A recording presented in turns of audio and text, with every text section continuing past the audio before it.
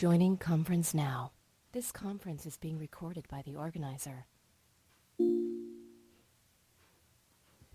Hey, Richard. Yeah, what's up, Ellie? I moved my mic away from the cord, so hopefully I won't have no interference of hitting the cord and it moving out. So how does the mic sound? How does it come across now? Well, it comes across great. Oh, you had your wire shangle up or something that was hitting the cord? No, the stand is like right where the plug in. So it might have been by me having to get close to the mic. Sometimes you say, it sounds a little distant, so I might sit back in the chair. So when I have to pull up, the stand might hit the cord, and that might shake, the plug in. So I just moved it on the other side. Okay. Yeah, but so we just. Yeah, but you're all right. You sound all right. So trying to make this work. So, well, I'm glad to hear that you get. Oh, this is a question I've always been wanting to ask. Do you have any more? I remember at one point you had business cards with your name on it and all. Yeah. At some point, I would like to get some. When people ask, I'd rather give them a card. Okay. So that's a way to kind of push it. At least make the ones people I know wear. Yeah, I got to get some new ones made up because the ones I got Richard's name on it. I don't want to put cards out there because Right. Okay. I understand. Yeah. So. Something I can pass out. Oh, I know what you mean. Yeah. I got to get some more made up, but I do have some around here. I mean, okay. If push comes to shove, I can just take a pen and cross the other name out. Mm-hmm. Okay. No problem on that. I've been wanting to say that, and say that to mention that because a couple people when I tell them they say, well, what? And I know that how people don't remember nothing. Mm-hmm. So I would like to get a card. Oh, okay. All right. All right. Yeah. So I guess we'll be ready in a few minutes. All right then. Right. So I'm gonna continue to work on this. Okay. All right.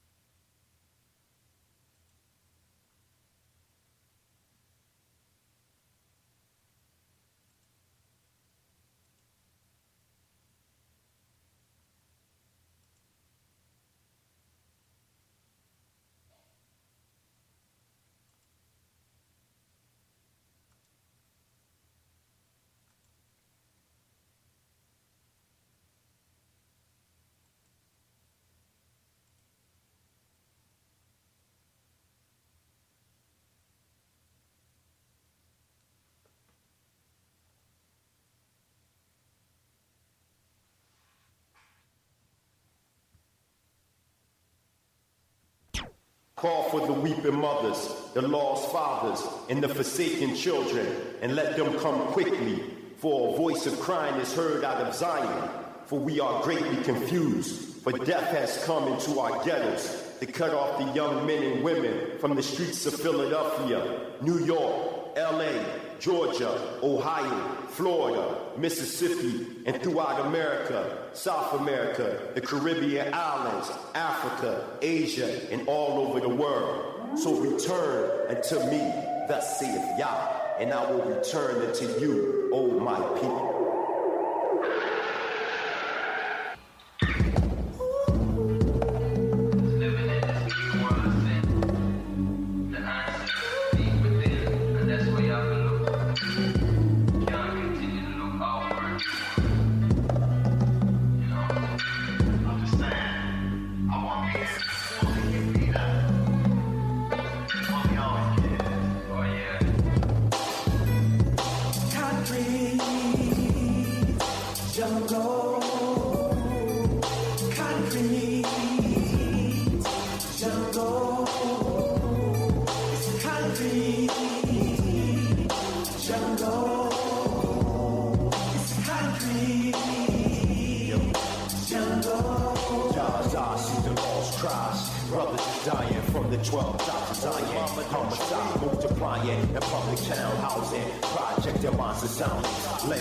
Took the slaughter for sacrificial violence. Change out, cracky council, holy violent at the birth camp. Friends fulfill the words of the prophets. Our cities, we curse with guns, crack holes, and poetry bots. Intoxicated thoughts with the sickness of violence. Since all these dreamers jungle concrete. Wake up, black people, wake up. All I'm gonna make them oppressed with. Step our neck. Don't you so that the ghetto we are crying here. We have to get up, stand up. Turn back to the true trend. To the more side, everlasting. And this out, fire above them. And this out, fire above them. And this out, fire above them. Fire above them.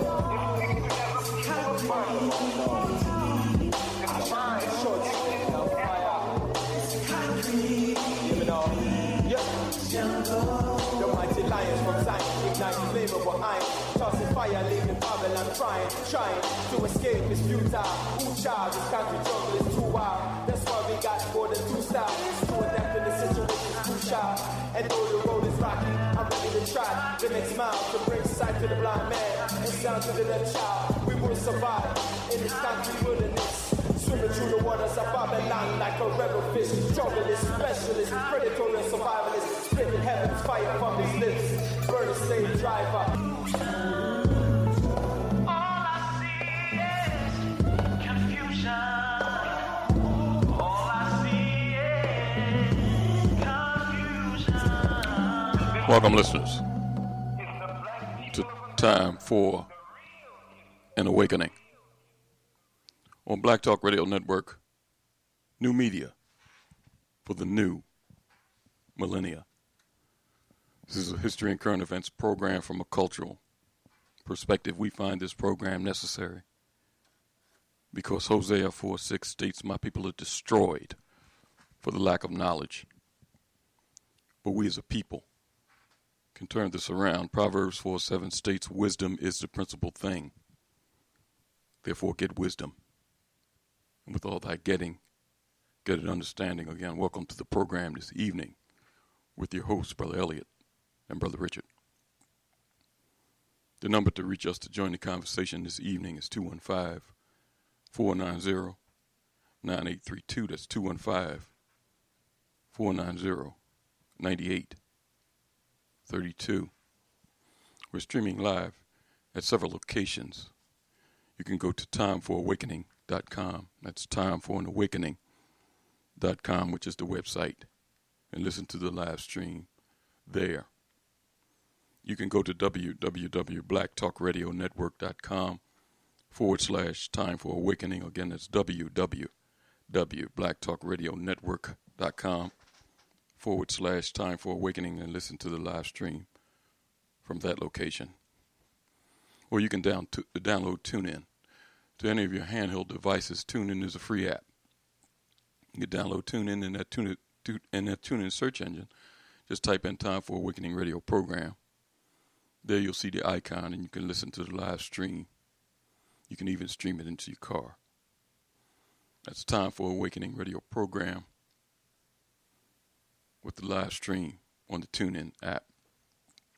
Drop us an email at timeforanawakening@gmail.com. That's timeforanawakening@gmail.com. Time for Awakening also has a fan page on Facebook. In that Facebook search engine, just type in Time for an Awakening radio program. There you'll see interesting content always being posted daily. And before you leave that page, just hit that like button. That's Time for an Awakening radio program at the fan page on Facebook. And Time for Awakening Media, the home page, is alive and well.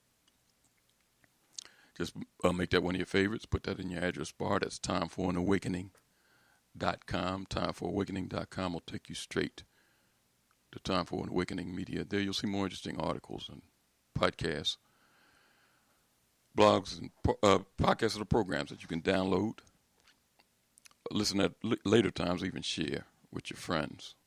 So again, make that one of your favorites. Put that in your address bar. That's timeforanawakening.com. Timeforawakening.com will take you straight to Time for Awakening Media.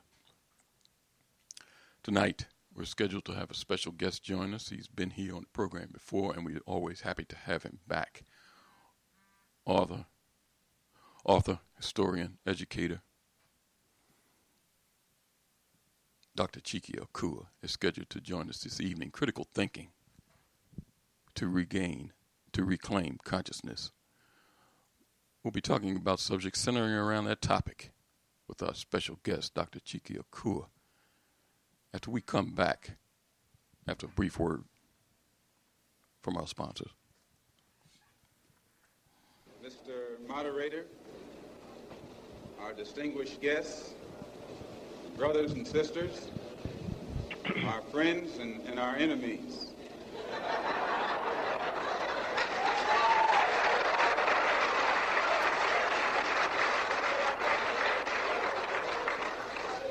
Everybody is here. You are tuned in to the Black Talk Radio Network. For podcasts and live program scheduling, visit us on the web at blacktalkradionetwork.com.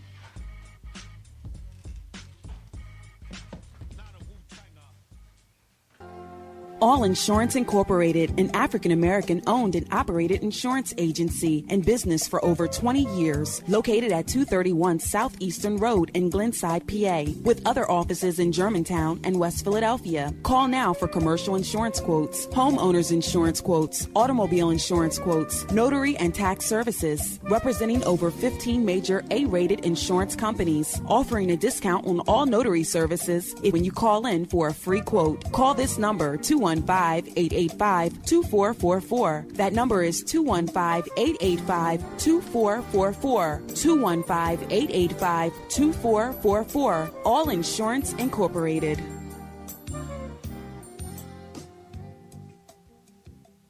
Before your roof becomes unruly, call Dooley. Dooley Brothers, specializing in shingle, rubber roofs, gutters, downspouts, and vinyl sidings. Call for your free estimate today. 215-224-3882. That's 215-224-3882. Dooley Brothers Roofing, the roofing experts you can trust. That number again, 215-224-3882. 215-224-3882. Before your roof becomes unruly, call Dooley. History is a clock that people use to tell their political and cultural time of day. It is also a compass that people use to find themselves on the map of human geography. History tells of people where they have been and what they have been, where they are and what they are. Most important, history tells a people where they still must go, what they still must be. The relationship of history to the people is the same as the relationship of a mother to her child. From antiquity to the present, our people need to develop a new paradigm It's time for an awakening with your host, Brother Elliot. Sundays, 7 p.m., Fridays at 8 p.m. For podcasting or live program scheduling, hit us up at timeforanawakening@gmail.com. Welcome back to Time for an Awakening. And before we get started with our program this evening, I want to welcome in my co-host, Philadelphia activist and tour guide at the African American Museum here at Philadelphia at 7th and Arch. Brother Richard is with us on the line. Brother Richard. Yes, sir. How you doing there, Brother Elliot? How are you, sir, in this hot Sunday afternoon in Philadelphia? Oh, yes, it is. I'm going to have to tell the audience. I bypassed it by, we have the Delaware, so I went down and sat by the river. There's a poster giving recognition for the Africans who were brought on in slave ships to Philadelphia. So it always gives me a chance to contemplate. So to deal with the heat, that's what I tried to do. I understand the event. I think it's tomorrow. It might have been today. The Avenging Ancestors Coalition is supposed to be doing a remembrance. Was that what you were talking about, or something different? No, I was just saying, but I think that's the tomorrow or Tuesday. Okay, all right, yeah, just because I know I did hear it, and just want to give a shout out to some of the brothers and sisters involved in that organization, Avenging the Ancestors Coalition. Tonight, we want to welcome back a special guest that's been with us on several occasions, author of several educational DVDs and books. Some of the titles of the DVDs is The African Sacred Science, What Does It Mean to Be Black, The Wonders of West Africa, Parent Power, The Keys to Your Child's Academic and Social Success. Some of the books, there's a whole litany of them, just a few titles: The Treasure Within, Stories of Remembrance and Rediscovery, Words of Power, Ancient Insight and Modern Messages for Parents, Teachers, and Students, Education for Transformation, The Keys to Releasing the Genius of African American Students, and his latest book, Honoring Our Ancestral Obligations, 7 Steps to Black Student Success. I want to welcome in author, historian, and educational transformation specialist. Our brother, Dr.Chike Akua, is with us. Brother Akua. Yes, what's up, Brother Elliot? How you doing today? How are you, sir? I am blessed and thankful to be on the line with you once again. I'm glad to have you here with myself and Brother Richard. How you doing there, Brother Akua? Dr. Akua, I understand. Yes, I'm doing well, Brother Richard. Good to hear your voice. Good. Dr. Akua, we're going to get right into it. We're going to be taking and pulling from your book, your latest book, tonight during our conversation, Honoring Our Ancestral Obligations, 7 Steps to Black Student Success, because we're going to be talking about our young people. That's going to be the focus of our conversation this evening. But the young people is just an extension of the black family. I want to start it out by at least making this first statement. It's been drilled into the heads of all of us, adults and children, this saying that all men are created equal. Now, if you go to the Library of Congress and look at the site dedicated towards the Declaration of Independence, it states this paragraph, and I'll read it. The concept of all men are created equal was a key to European Enlightenment philosophy, but the interpretation of all men has hovered over the Declaration of Independence, since its creation. Now, that saying all men are created equal is clearly debatable, but we do know that all men are created differently, and a lot of us learn differently. What we're going to do tonight is talk about some of those differences and how by understanding those differences we can help our children. And we're going to talk about them with our guests. There's no better person to talk with them about than Dr. Chike Akua. I was looking at some of the information, and you have a litany on YouTube and on the internet. One of the clips that really struck me was the one that you had uh, entitled "Critical Thinking to Regain Consciousness," and you started out by quoting Asa Hilliard about our people being in a state of semi-consciousness. Talk about that saying, and in relation to your video clip, what Dr. Hilliard was saying, Dr. Akua. Sure. One of the things that I related on that video is a quote that he shared. And he said, "It's unnatural for a person or a people to try to function while unconscious or partially conscious." So I'd like for listeners to really think about that for a second. Now, Dr. Hilliard was an educator, historian, but he's also a psychologist. He said it's unnatural for a person or a people to try to function, and I would add, or even be expected to function properly, while unconscious or partially conscious. So in the video clip that you saw, one of the things that I mentioned is that that's why at the scene of an accident where a person has been knocked unconscious, one of the first things that first responders do is they attempt to bring the person back to consciousness. If they feel the person is slipping out of consciousness, they might tap them on the face or on the cheek and try to keep them awake. Or they may put smelling salts under their nose or something like that. The idea is that being in an unconscious state is not natural. And so when Dr. Hilliard comes with that quote about our functionality, that it's essential that we be conscious as a people. And one of the things that makes us conscious as a people is the knowledge of our traditions, the knowledge of our ways, the knowledge of our culture, the knowledge of who we are as a people. And we have been knocked culturally unconscious.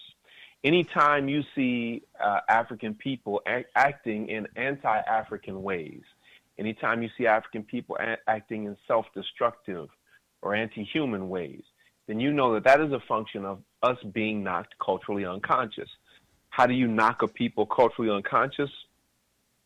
You take their names from them, you take their language from them, you take their history from them, you take their culture from them, and you make them to feel as if they're ugly. You take away their thoughts and their ways of being and ways of knowing. You take away their concepts of beauty. All of these things get us decentered and culturally unconscious. And that was kind of the impetus behind me doing that video clip, which was an excerpt from a concept that I share in my book, Honoring Our Ancestral Obligations. You share with the audience that's listening and watching the video an exercise, and I know that you do a litany of them when you're teaching to reach our young people. But you share with them the exercise, and I'd really like you to kind of go and talk about that a little bit more than you did on the video clip, because it was interesting.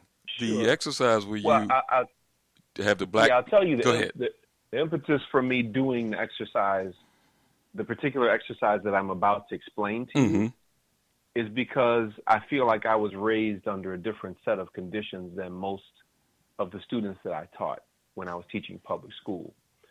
I was raised by two parents who, came through civil rights, Black Power movement. Was raised by two parents who were rooted and grounded in the power of going to a historically Black college and university. I was raised by two parents who were raised in a strong Black community that had strong schools prior to integration, and who drilled into us, even though we were not raised in that type of community, they drilled into us the standards that there was a standard that we had to live up to, okay? And so we had a very clear understanding of what that standard was and what it meant to be Black and what it meant to operate with the standard of excellence.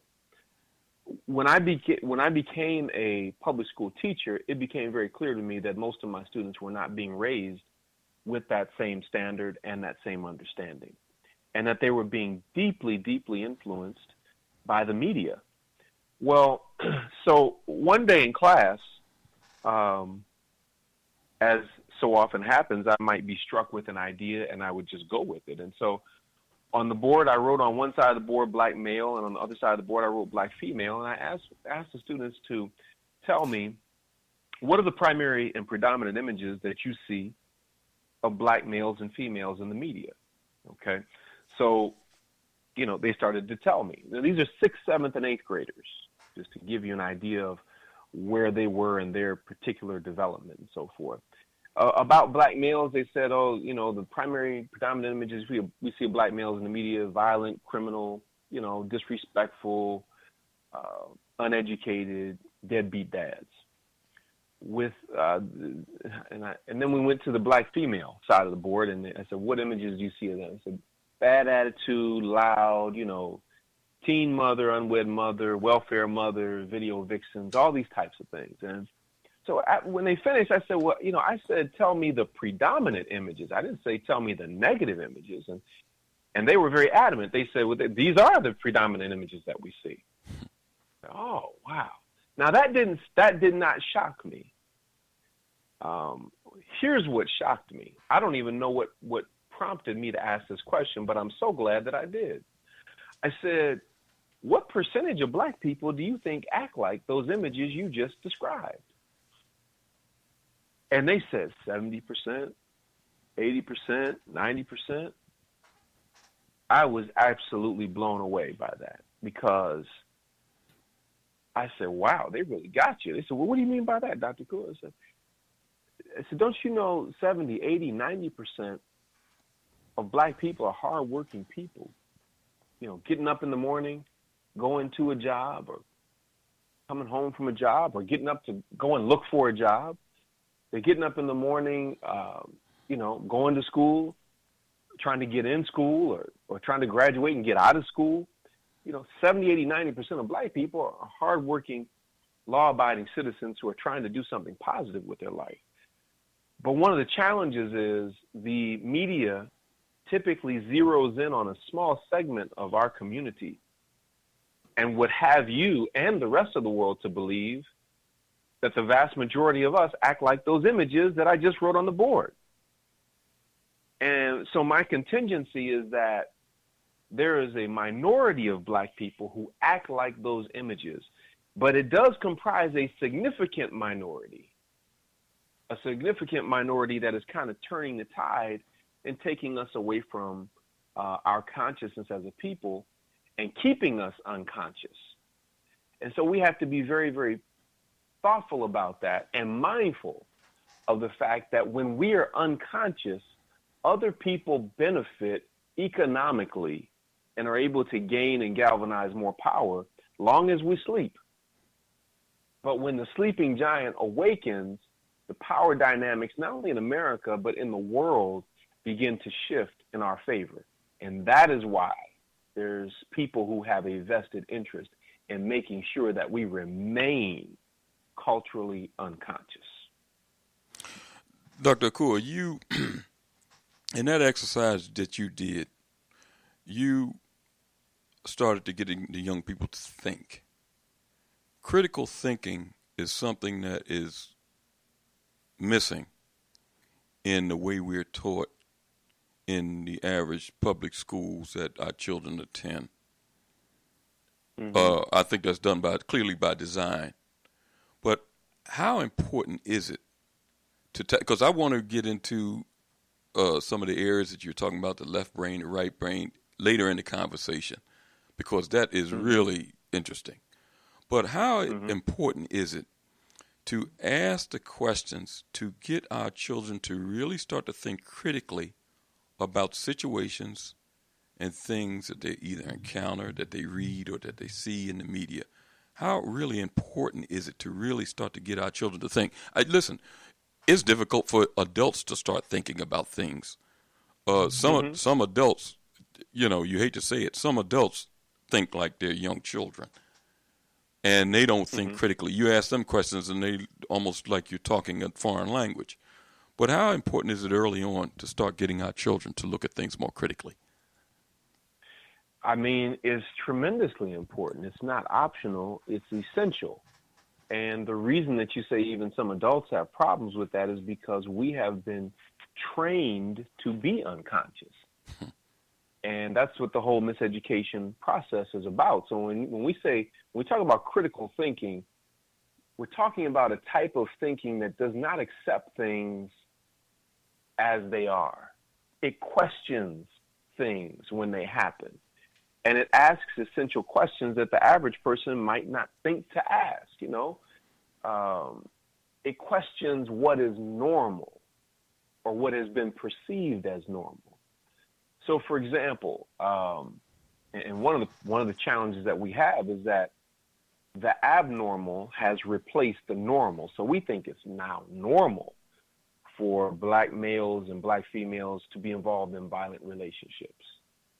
We think it's normal for black males and females to be involved in dysfunctional relationships. We think it's normal for people to have children without the commitment of marriage. We think it's normal for black communities to be fraught with violence.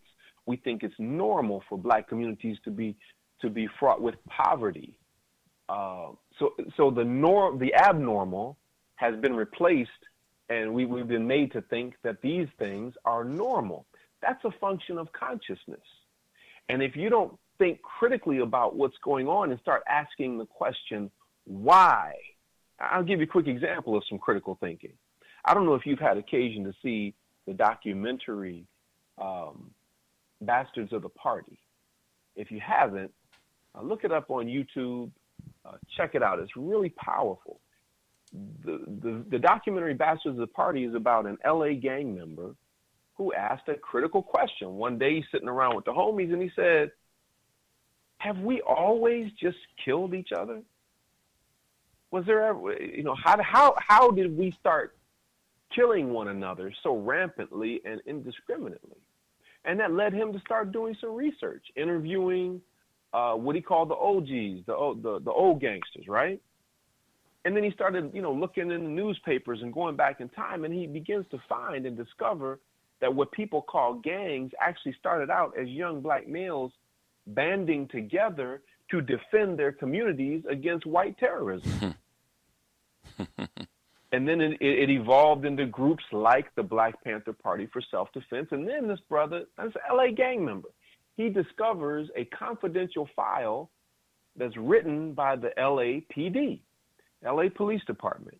And it says that we must annihilate the Black Panther Party for Self-Defense. Their children will be angry and upset. But if we can separate them from the cause of their parents and annihilate their parents, they won't know what their parents were fighting for, and they will then be bastards of the party or bastards of the Black Panther Party. So just the fact that this brother asked that question, the whole miseducation process is designed to ensure that a brother like that never asks a question like that. Dang, did we always used to shoot and kill each other? And if not, what did we used to do? Dang, did we always used to, was there always this policy, or not policy, but these instances of abuse in male-female relationships? And if it wasn't always like that, when did it start getting like that? And when was it better than that? Were our families always broken apart? If not, when were they together? And how did we keep them together? And what made it so that so many of them are separated now? Did our communities always used to have violence? Did our communities always used to be infested with drugs?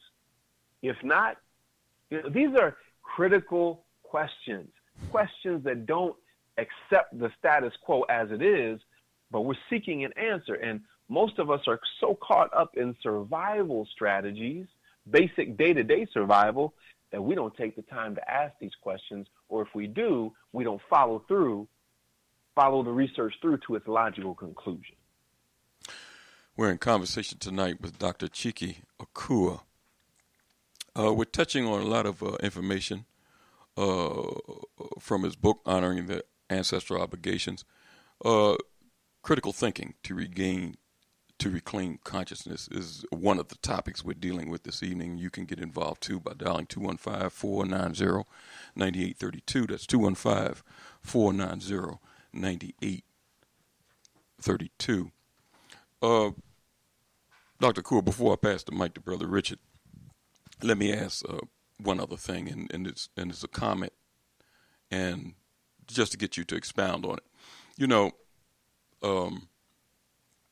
I know when you're in class, I have a business, and 99% of the people that come into my business is black, like me. They might see posters on the wall. They might see a documentary on the television, and they might ask me, Mr. Booker, can you turn to so-and-so and so? And I'll ask them, I don't think you should be watching stuff like that. Now, when you tell young people that, and I'm not their parents, they might not say anything, but most of the time it might go in one ear and out the other, because when they go home, their parent might have the programs that they're asking me to turn to on their television. So when you say certain things about the negative programs that they have on, showing women fighting one another, calling one another outside their names, black families dysfunctional, young people selling drugs in the neighborhood, the TV is loaded full of them, and more in the pipeline, or negative music, talking about women and men. When you tell them, well, you shouldn't be indulgent, don't do those things, you know that the children most likely are going to do them. But I like what you did when you gave them an exercise to do when they watch these programs. After they finish watching them, to ask the critical questions. And I think by using that approach that you did, that might start giving them the mental capacity or mental capability to start weaning their own self off of those type of programs. Almost like a addict. You can say, listen, stop taking drugs. But until he realizes himself that he needs to stop, then he won't stop. But talk about that exercise that you give them about asking any critical questions after they watch these programs. Well, that method, we might want to call that the Imhotepic method. If you were in one of the schools of education, they might refer to that questioning method as the Socratic method, named after the Greek philosopher Socrates, but we know that it didn't originate with him. So for the purpose of our conversation, we'll refer to it as the Imhotepic method. And that is, rather than telling somebody information, you ask a series of questions that guides them to the natural conclusion. Because I discovered long ago that I can't get students to stop listening to certain music. I can't get them to stop watching certain programs and things of that nature. But I can get them to think critically, analytically, and reflectively, so that as they mature, they will naturally make the right decision and start weaning themselves away from things of that nature. Case in point is this. I developed something called the Akua Media Rating Scale. Now, most of us have heard of the Nielsen ratings. The Nielsen ratings you may be familiar with. That is quantitative in nature. It simply measures the number or the quantity of people that are watching a program at any given time, usually in prime time. The Akua Media Rating Scale is qualitative, meaning we want to measure the quality of a program. And so we ask particular questions that will help us to understand the quality of the program. It's a 10-question scale. And the question, I'll give you the first 3 questions just to give you an idea. First question is, what is the image of black manhood? You choose the movie, you choose the program, whatever, but the questions are the same. What is the image of black manhood? On a scale of 1 to 10, 10 being the highest. What is the image of black womanhood? What is the image of black family life? Okay. Now, I've done this with, hundreds of students over the years, maybe even over 1,000. And the answers are always the same. They get to choose the program. They get to choose the movie. I put them in groups. And it just so happens that last week I was teaching a social justice class at Georgia State University to some early college students. So these are rising seniors. These are, kids 16, 17 years old who, because they have accrued a certain number of credits, they can take college classes next year, even though they'll be seniors in high school. Mm-hmm. So this is like an introduction to it in a summer program. So I did this with my social justice class. And I asked these young brothers and sisters, they chose the show Empire. Okay. Classic show, right? Mm-hmm. Now, I must deviate for just a moment and say, a teacher told me something very, very disturbing. When I traveled across the country training teachers. I was in Detroit doing a training, and during an intermission after having a conversation like this, a first grade teacher comes up to me and says, all of my students, not some, not a few, all of my students, literally all of them, watch Empire. The day after that show comes on, she said that's all they talk about all day long. And these are first graders. Wow. I said, man. Okay, so now let me get back to my social justice class. So when we began analyzing that show, the interesting thing about this is the children analyze each of those criteria from 1 to 10, 10 being the highest. I said, what's the image of black manhood? And then they start discussing, and some of them even arguing, trying to make their case. Some people said it had, they rated it a 6 for black manhood. Some said, no, it's a 4. They filed in there. One said 5. It averaged out to between a 5 and a 6. Then we went to womanhood. Well, and again, same types of numbers. It should be a 6 or a 7. Cookie, she about her business, and she, all this kind of stuff. And others were like, no, she's loud and she ratchet. She should get a 3 and this and that. But again, they averaged out somewhere around 5. Then we get to black family life. Now, there was one girl in the class in particular who was really, she liked the program. So she was rating everything a little higher than most of the other students. And she said, now they should get a 10 for that. Black family life, they stick together through thick and thin, this and that. And then somebody else would say, well, wait a minute, some of the stuff that they're doing is unscrupulous. Their values might not be in the right place and so forth. So I have to kind of sit back and listen to the conversation because I don't want to preach at them and tell them what I think. Because once they give me the numbers, that's when we interpret the data. Okay. So again, their answers hover around 4, 5, or 6, average out to about 5. And I said, okay, now, according to what y'all told me, the average you said is about a 5 for black manhood, about a 5 for black womanhood, about a 5 for black family life. 5 out of 10 is a 50%. If you were taking a test and got a 50%, what letter grade is that? You know the answer to that, Brother Elliot, right? Yes. It's an F. Mm-hmm.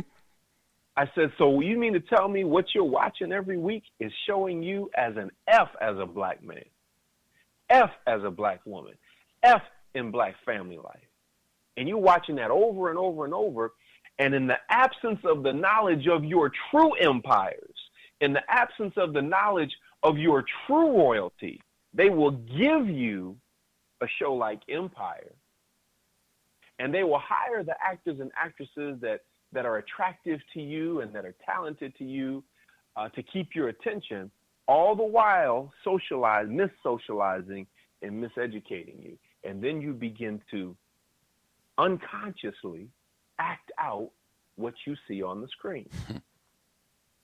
Now, the reason why this is impactful with young people is because I didn't tell them what to think. I just asked them a series of questions and helped them to interpret what they said they already believed. I didn't give them any numbers. They rated the program based on their values. And then we compared that to, traditional African values. One of the things I've learned as an educator is that you have to help the student to draw their own conclusions rather than giving the student the conclusions for them. Brother Richard. Yes, sir. Wow. I love it. Go ahead. Twice when you came to Philadelphia, Brother Akua, I was at Kepler Charter School, and you did the series of exercise there, and then also with African Genesis.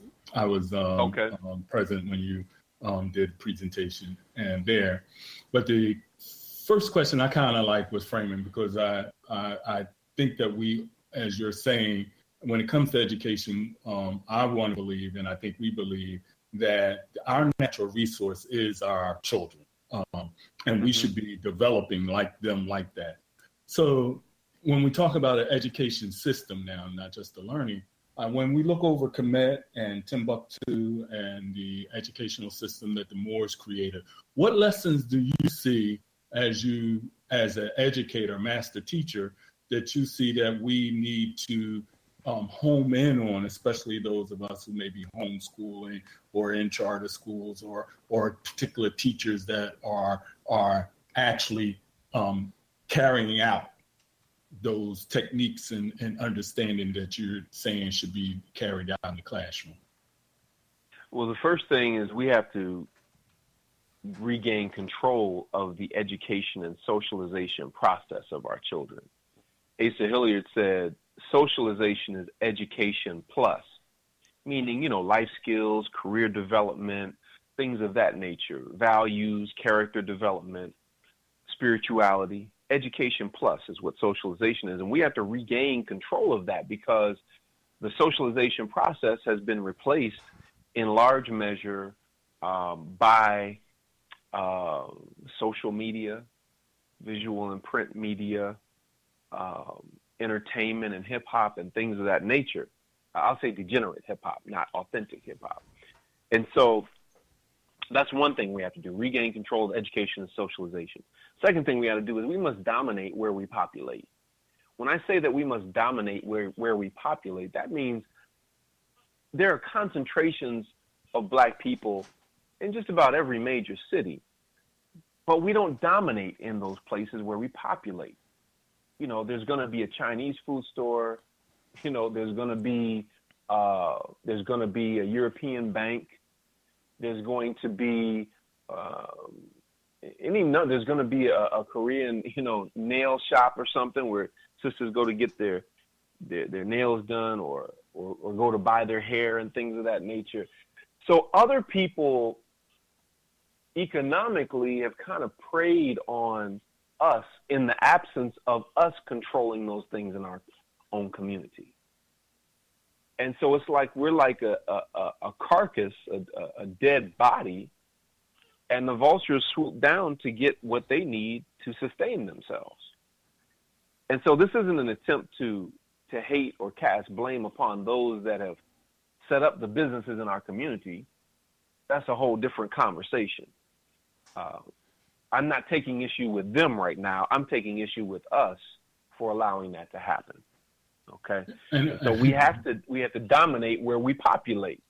But that requires consciousness. Okay. That requires us to ask the question, what percentage of my monthly or weekly income stays in the community? Have I allocated any percentage of my income to ensure that no matter what money goes out of the community, because there's certain things that we just don't produce, that we may have to go to some of these other stores. But have I allocated a specific amount every time I get paid that it's definitely going to stay in our community and change hands with another Black person? These are questions that we have to ask. And so when it comes to, when you talk about homeschooling or public school, private schooling, we're still being raised to go through the school system to get a so-called education to find a job from white people. A job that many of them don't even have for their own people. And so all these different groups of people are scrambling to try to create a reality and a future for themselves. All the while, we're expecting to hitch a ride on someone else's wagon with no idea of where that wagon may be going. It could be leading to the gas chambers, as Hitler did with the Jews. And so critical thinking to reclaim consciousness must say, we must set up something for ourselves. This is what all free, proud, and productive people do. I like what you said about, let's say, dominate where we populate, because that raises the point. And we're talking about, though we're talking about critical thinking and we're talking about education, we are talking about power, right? And being able to exercise that power. So the thought comes to my mind in relationship to ask you.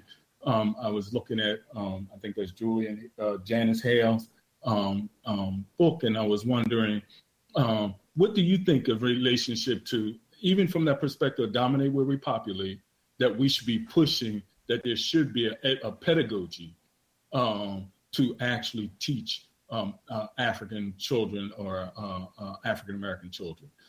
Do we have one in the educational system that is specific to African American children? And if we don't, should we be advocating and pushing for one in the where we dominate and populate? Absolutely. There are a number of methods that have been developed and proven to work with our children. You have to understand that we have the oldest system of education and teaching and training methods on planet Earth. And they're not only the oldest, they have been shown and demonstrated to be quite effective. The problem is we are typically not aware of them, okay? And that's why it's not enough for a black teacher to have consciousness. Not enough for any teacher to have consciousness. That's just the first step. You have to have competence, and there is a difference. I could walk in and I could have voluminous amounts of knowledge and education, and you put me in front of some first, second, and third graders, or you put me in front of some middle school or high school students, if I don't have competence, meaning skill as a teacher, those kids will be just as off the chain as they would be with a European teacher that doesn't know anything, or an African teacher who doesn't know anything about our history and culture. Because knowledge is one thing, but the ability to be able to teach that knowledge in a way that's engaging, understanding our learning styles, and understanding how to engage with the children, that's a whole different process. And so you have to have the consciousness, that's the awareness, that's the knowledge, but you also have to have the competence, that is the skill to actually deliver it. That's why I don't just go in, if I'm working with a group of students like that, I can't just go in and give a lecture every day, because that's not demonstrating cultural competence. That's not demonstrating a knowledge of the learning styles of the children, okay? So there are a number of different things that have been shown. For example, when you look at our different learning styles, and I talk about this in my book, Education for Transformation, I have what's called the SABA method. SABA is the oldest word in human history relative to teaching and learning. And the SABA method contains the 5 instructional strategies that I have noticed that master teachers use to bring out the brilliance in our children.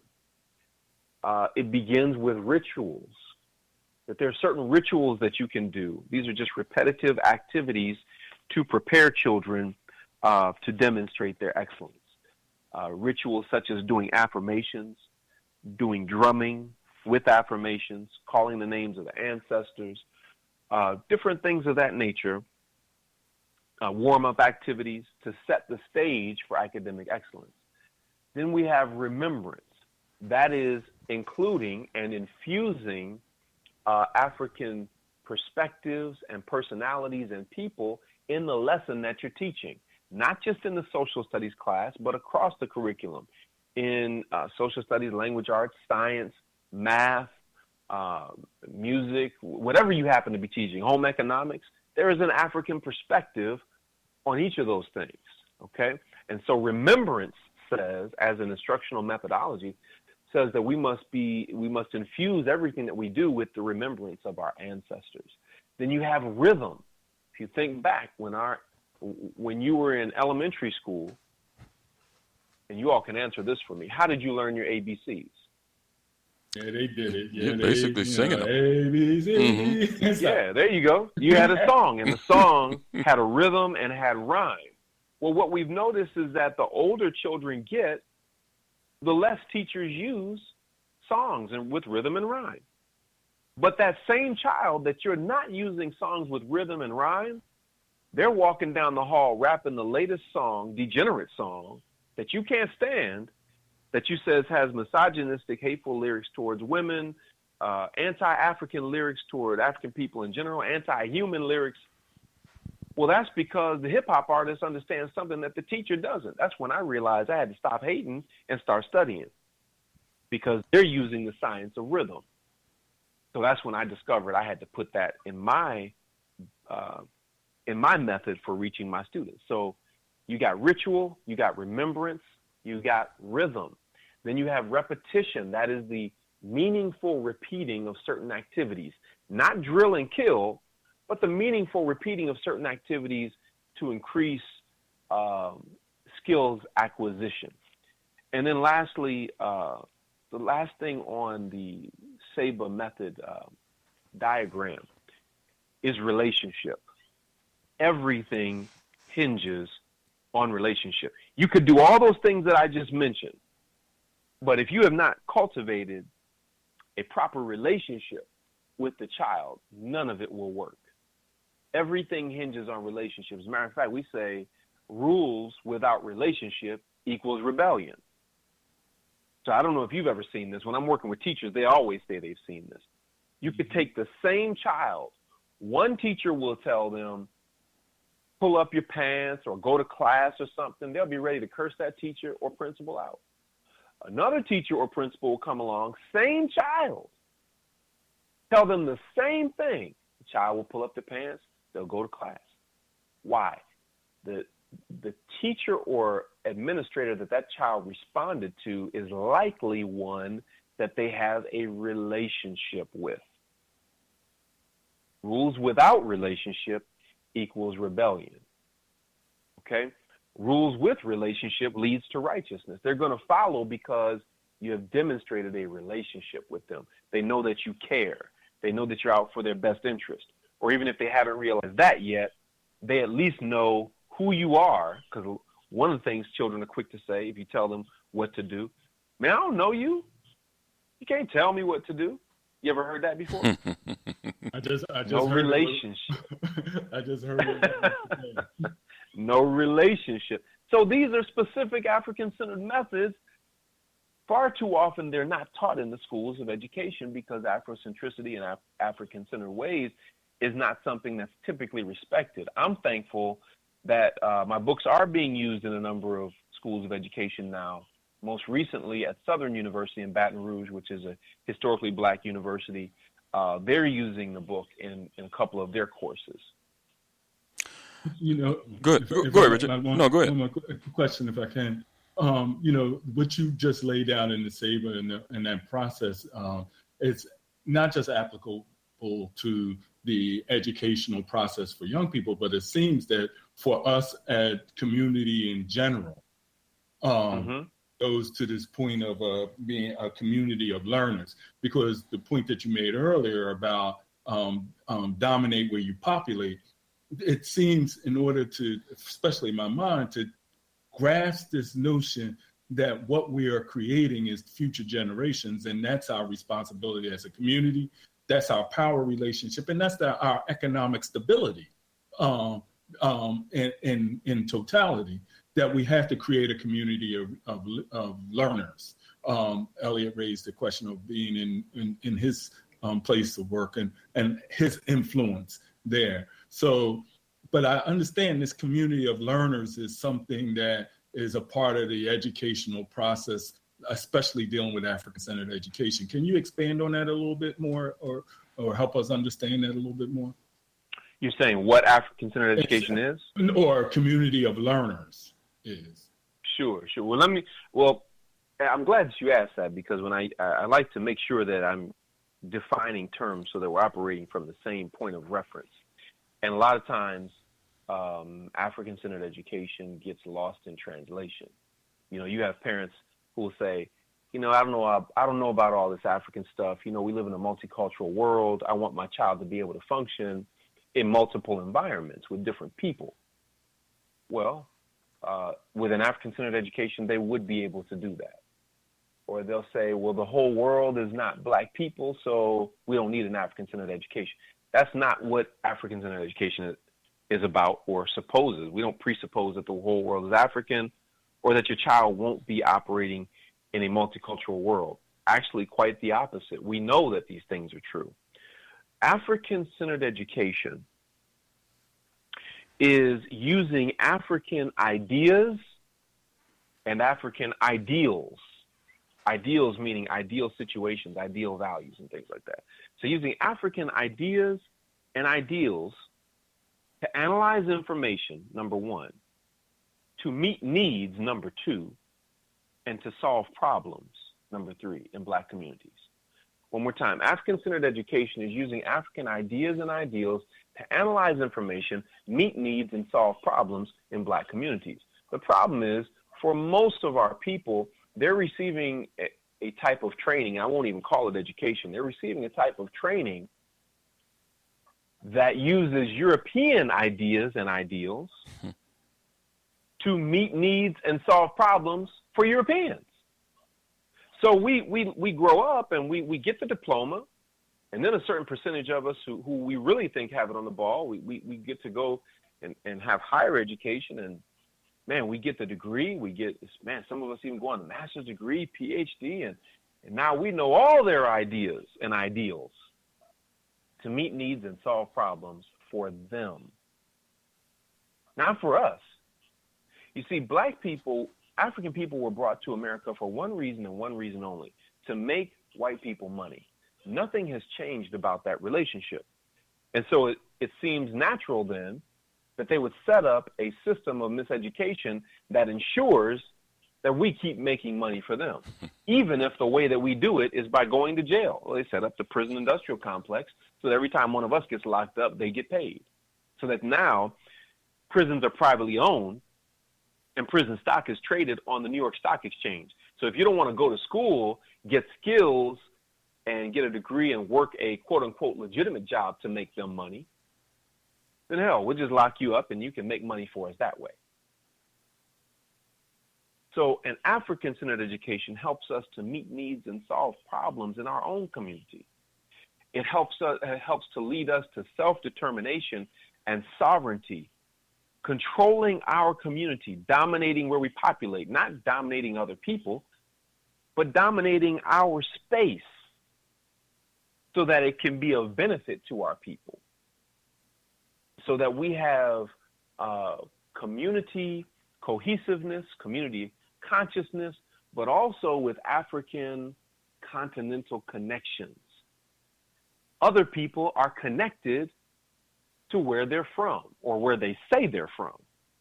So Jews are connected to Israel. I suspect if Jews were the victims of police brutality in America the way Black people have been, I suspect Israel would have something to say about that. If Koreans or Chinese were the victims of police brutality the way that we are, Korea and China would have something to say about that. And they would, enact some type of sanctions or policies that would coerce the United States government to make some policy changes in the way that their people are being treated. Okay? But we have not enacted the proper relations with our brothers and sisters on the continent to be able to have that kind of influence transatlantically. Okay? And so these are the types of things that we have to be thinking about, because once that connection takes place, you could have a worldwide revolution overnight and a serious shift in power relations. I hope that answers your question. I don't know if I got off on a little tangent, but it brings into focus the point of when I seen this community of learning, all that you just said is because the whole community is involved in the educational process, and that the practice and the interest is that we have to take control of that. Now, I think that you framed it in the African-centered context as far as education very well. So it is helpful. Well, let me give you another quick example. I believe that all of our children should go through an apprenticeship. I don't care if you have a 4.0 in high school, you're the valedictorian, and you're going to get a full scholarship to college. I believe all of our children should be going through some kind of apprenticeship where, you may study under a master mechanic in the community. You may study under an electrician. You may study under a brother or sister who does HVAC, heating and air. You may study under a cosmetologist who does hair, or a barber. You may study under, do an internship at a law office or a medical clinic or something. But all of our children need to go through some type of apprenticeship where they're learning from someone who's going to teach them essential skills for survival. The apprentice under an agricultural engineer or a farmer, someone who can show you how to make clothes or grow food, or a carpenter or a builder. That way, when we graduate, we have not only the type of skills, academic skills, if we want to go to college, we have basic skills for survival so that we know how to provide our own food, shelter, clothing, and medical care. So these are some things that in a community of learners, we would have those things in place. Exactly. Right now, my son is into photography and video and so forth. And so we're putting him with people who can show him how to do that at a higher level, not just the technical skill of how to do it, but the consciousness to take pictures and to do videos that are uplifting and instructive to our people. Which makes that responsibility for all of us to be participating in that learning process. So it isn't, as Elliot raised earlier, they hear us, but then don't have to respond to us because we've already created the relationship, as you mentioned earlier. Exactly. And again, I regard these things not as optional, but essential. We have to put these things in place. I don't know what else has to happen for us to understand that we're not wanted here. I look at what's going on, and I'm very concerned. I teach children and adults that America has tremendous opportunity, but it also has structured inequality. Our job is to take advantage of the opportunity and to transform the inequality. Okay? However, a lot of times we're so caught up in basic survival and lack of knowledge that we don't even know that the opportunity exists. So we can't take advantage of the opportunity. And then we're so victimized by the inequality that we can't transform the inequality. So it's really, we're really in quite a fix, and unless we're very intentional about this and create a group of people that's going to put the proper institutions in place in our communities, then we'll continue to see the things that we're seeing today.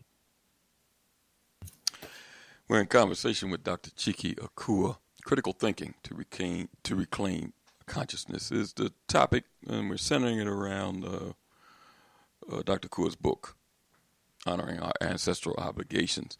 We're going to take a brief break in a few minutes. Dr. Akua, before we take that break, because when we come back after the break, I want to delve into that brain-based learning that you talk about. But before we do that, you talked earlier when you were talking to Brother Richard about having all the knowledge, but not the competence and skill to reach young people in a classroom setting. Do you, in your experience, do you notice that our men or our women are better at the competence and skill to reach young people, or it doesn't really go across gender lines like that? I haven't seen it one way or the other. Each has their own positive. Okay. And each has their own negative. Do you want me to share that now or wait till after the break? Well, yeah, share it, because after the break, I want to kind of break into that brain-based learning. But go ahead. Okay. What I'll say is, so when I first got involved in education, people say, we need males in education. Oh, it's so good to have you and everything. And that was true. That is still true today. We need brothers in education. However, that's no guarantee of success. You have to develop a proper relationship with your students and know how to reach them. If you don't, here's what happens, because I've seen this as well. If you don't know how to reach the students and you're trying to tell students what to do and those kind of things, you become, and excuse my language, you become the nigga that left. You just like my daddy. He left. So I'm looking for somebody to dump all of my anger and bitterness on. And so that black male educator becomes somebody for those black children to dump on because they don't have a proper male role model in their life. Okay. Now, when the brother does come in, knows what he's doing, and is skilled, it's beautiful. It's beautiful. I've had children, you know, who have asked me, Mr. Akua, can we call you Brother Akua? This is what the brothers asked me. I said, absolutely. I had young sisters who said, Mr. Akua, can we call you Daddy Akua? Because none of us have daddies. It's a group of girls. I said, absolutely. You know, so there are some ways where being a male teacher, being a man, can work in your favor. In other ways where it doesn't work in your favor. Same thing for females. If your sister that's, you know, you about your business, you know your stuff, you know how to relate to the students and everything, it's all good. Why? Because children want to be nurtured. They want that love and positive energy that only a black woman can give. Okay? However, if you come in there looking down your nose at them and, you know, constantly at odds with them, saying negative things to them, then what happens is you become an extension of the negative things that they might not like about their mother. Oh, you just another angry black woman telling me what to do, and, you know, that sort of thing, that kind of dynamic. And so if you have a bitter sister who is a teacher, that can have devastating effects upon the students. Students know whether you want to be there or not. Students know if you love them or not. And students also know if you're scared of them, and you can't teach nobody that you're scared of. So, you know, the preparation to become a Saba or a Jegna, or what we call a master teacher in the African tradition, is not something to be taken lightly. You know, some people think, oh, if I just, you know, nothing else is working, so I'll try this teaching thing. That don't work. I couldn't find a job in my normal field. Let me see if I can get a job teaching. They're still hiring. There's a shortage of teachers. I had two friends that went through that. These were young brothers. They were in their 20s. When I was in my 20s, they couldn't find a job in their field. They saw me. I looked like I was fulfilled and enjoyed what I'm doing. They knew there was a need for brothers, so they tried to do it. In their 20s, one of them, his blood pressure shot up so bad that he had to stop after a couple of months. The other one left in less than a month because he couldn't take it. So the common misconception is those that can do, those that can't teach. Meaning those that have skills, they go out and they build a business or work for a business and they utilize that skill. And those that can't do something, by default, they just go and teach. That is one of the most erroneous things that you'll ever see. And all you have to do is see a master teacher at work to know, wow, this is magic in the making that I'm watching right now. You can't just put anybody in front of our children.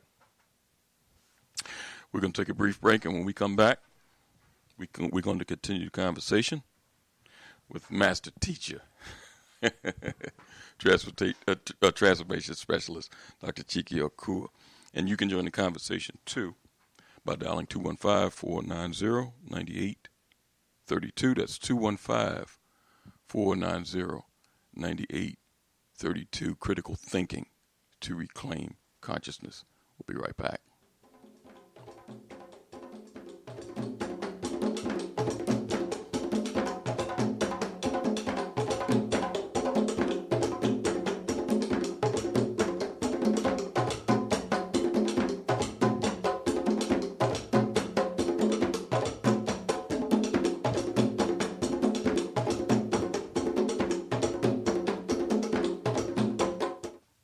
Tuned in to the Black Talk Radio Network. For podcasts and live program scheduling, visit us on the web at blacktalkradionetwork.com.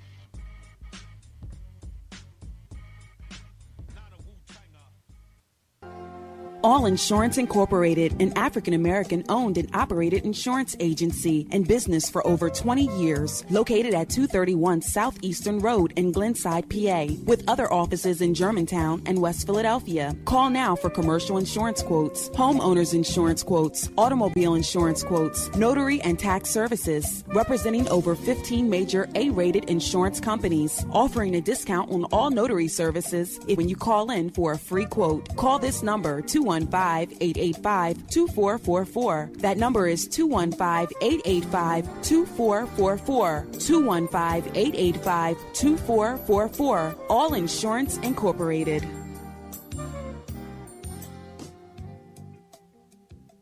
Before your roof becomes unruly, call Dooley. Dooley Brothers, specializing in shingle, rubber roofs, gutters, downspouts, and vinyl sidings. Call for your free estimate today. 215-224-3882. That's 215-224-3882. Dooley Brothers Roofing, the roofing experts you can trust. That number again, 215-224-3882.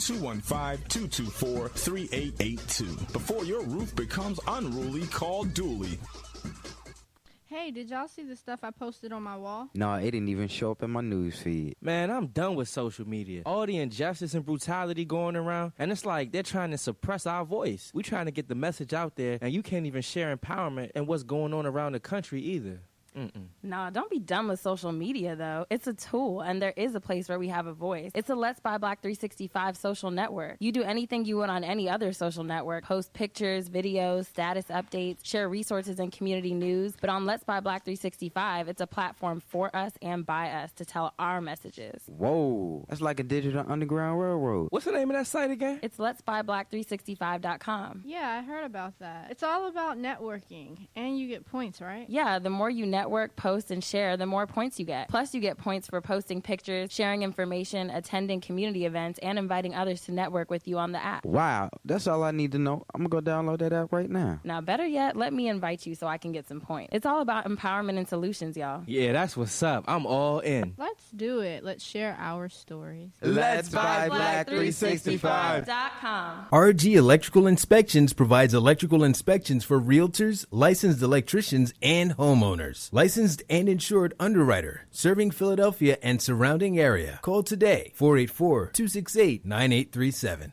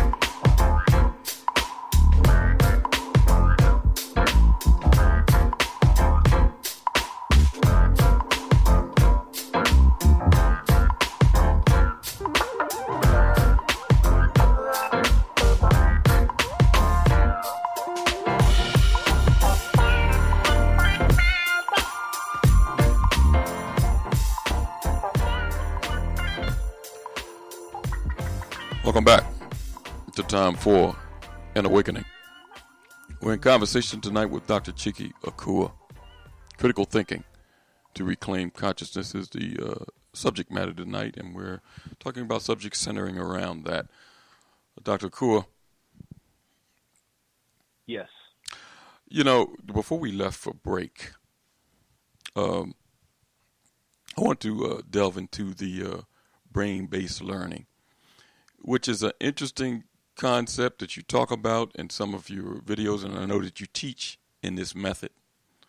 It's a cultural method, right brain and left brain. But talk about that for our listening audience, so our listening audience can understand what you're talking about when you talk about left brain and right brain.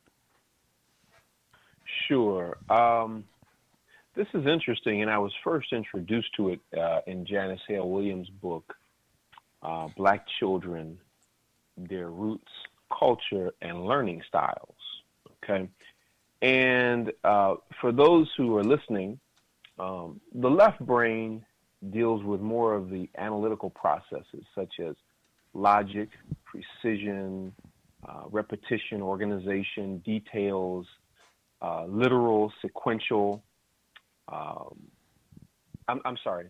That's the so you have that side of the brain that deals with those processes. Okay.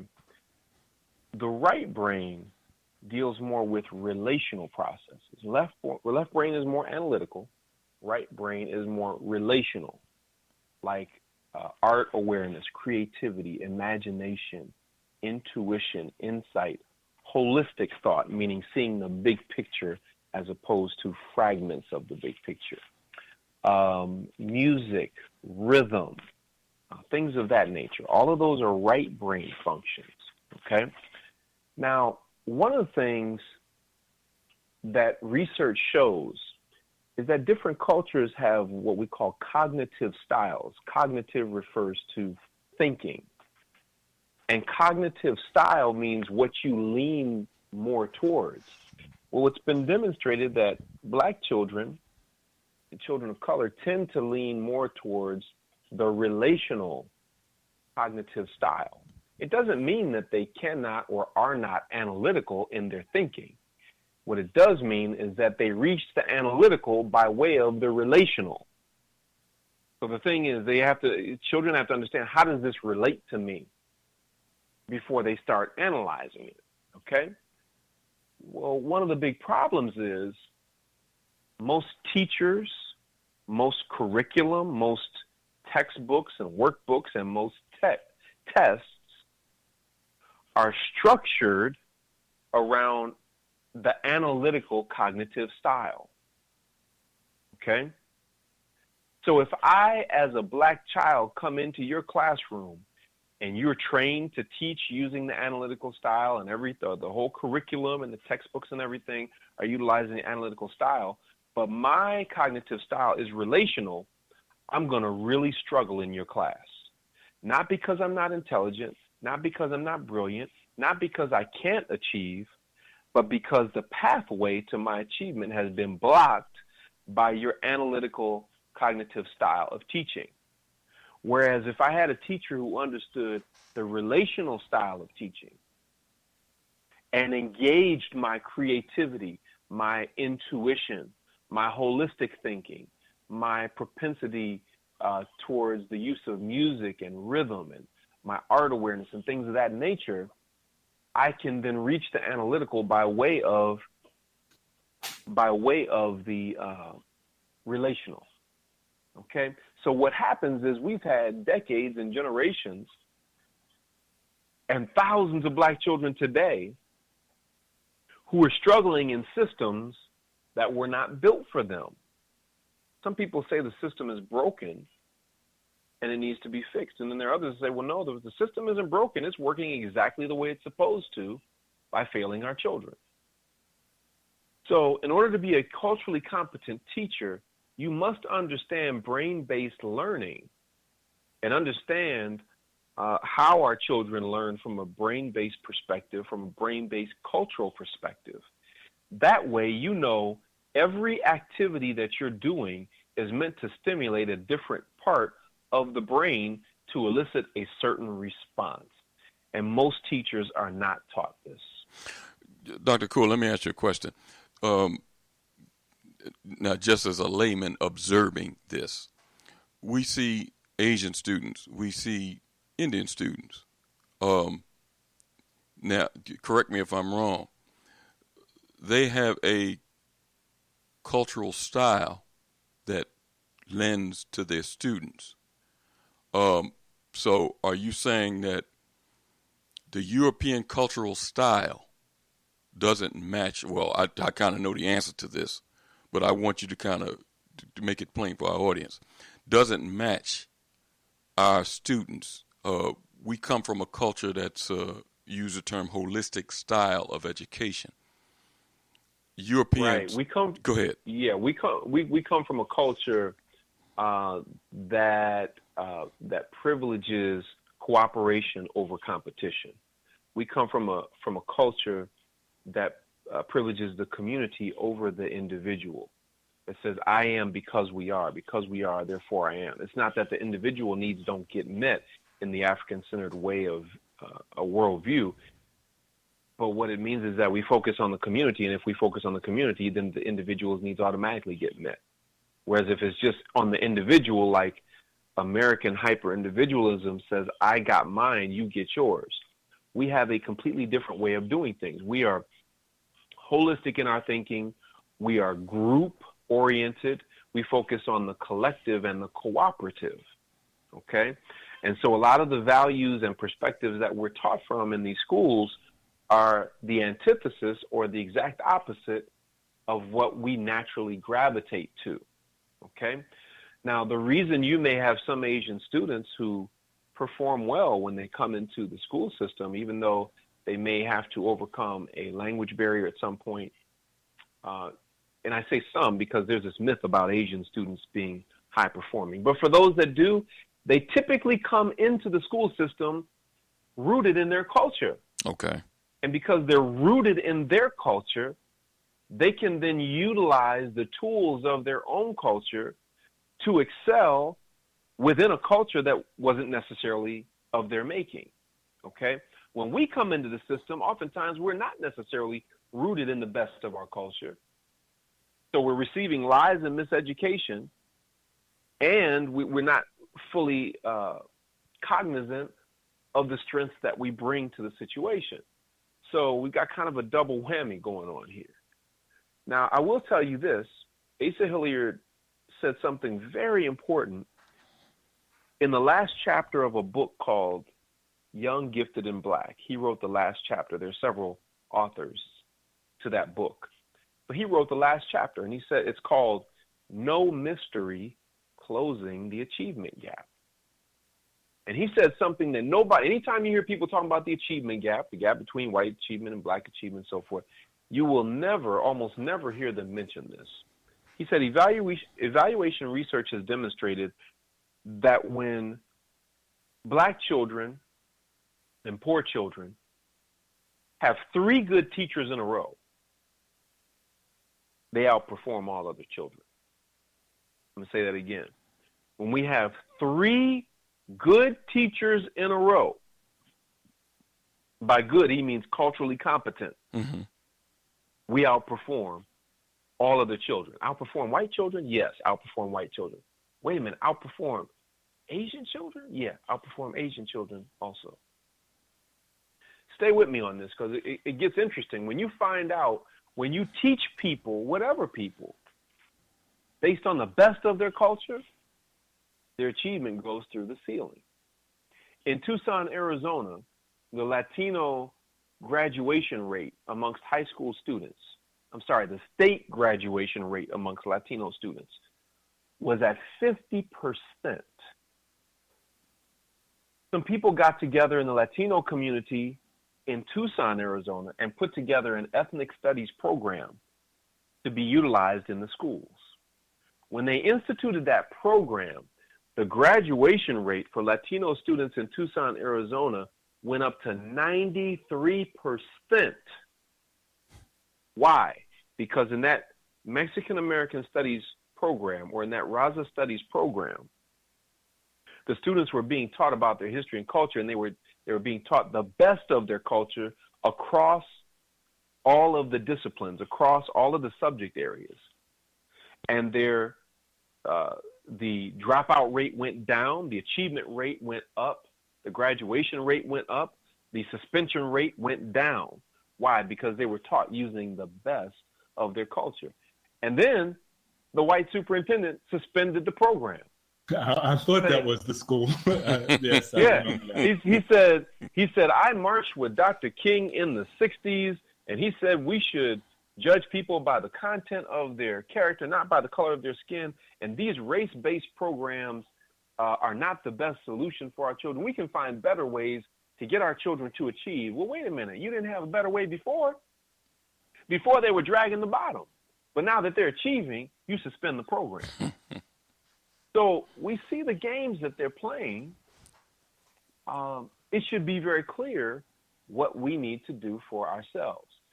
So, these are the things that we need to be aware of, that when our children get exposed to the best of our culture across discipline, they have the right content and they have teachers who understand the learning styles and the cognitive styles and brain-based functions of our children, man, Black power always rises to the top.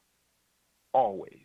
And that's why I have to do one of your and the Sabas of repeat what you had said before, because it requires that the dominance of the Black community enforce and instill that, because the example that you gave is that when even success is not the issue, they never. I mean, I've seen this here over and over again, that they attack success and allow mediocrity to exist and complain that it does exist.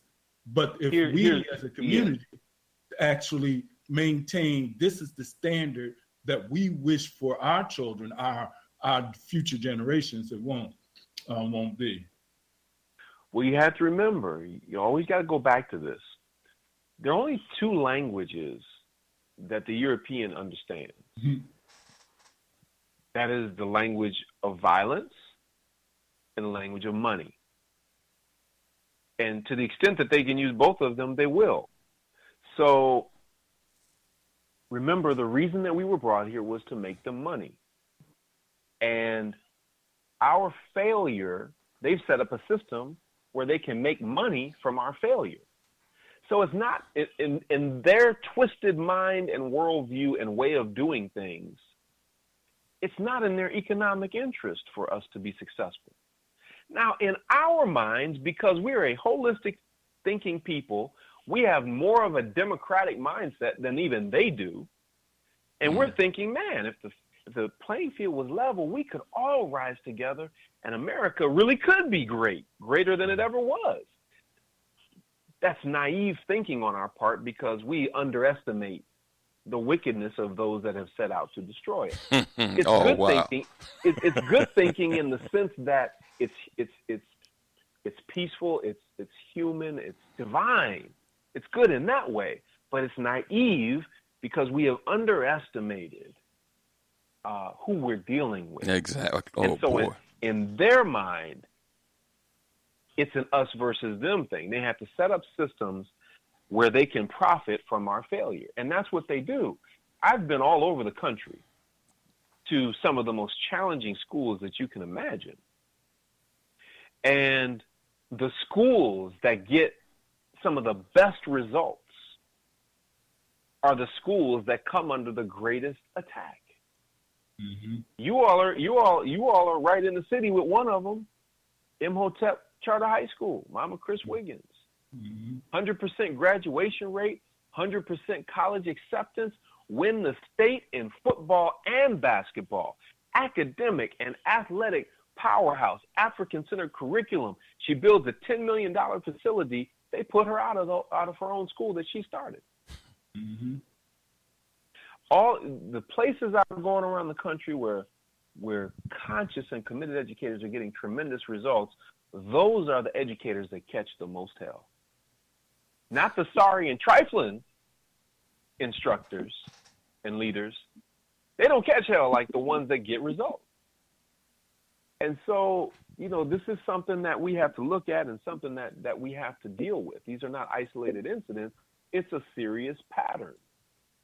I've even been exposed to some situations where there are educational consultants like myself who go in and help to transform school culture and increase student achievement. I know different consultants who have gone into school systems and gotten tremendous results only to have their contract not get renewed. Now I want to walk you through this example. Listen very carefully. In that same chapter of Young, Gifted, and Black that Asa Hilliard writes in, he mentions a particular brother who's incredible at math. And he goes into school systems, he trains the teachers and works directly with the students and raises up math scores 1 to 2 grade levels in 1 year. So he may go into a school system and he may be dealing with 5th graders who are 1 to 2 grade levels behind in math.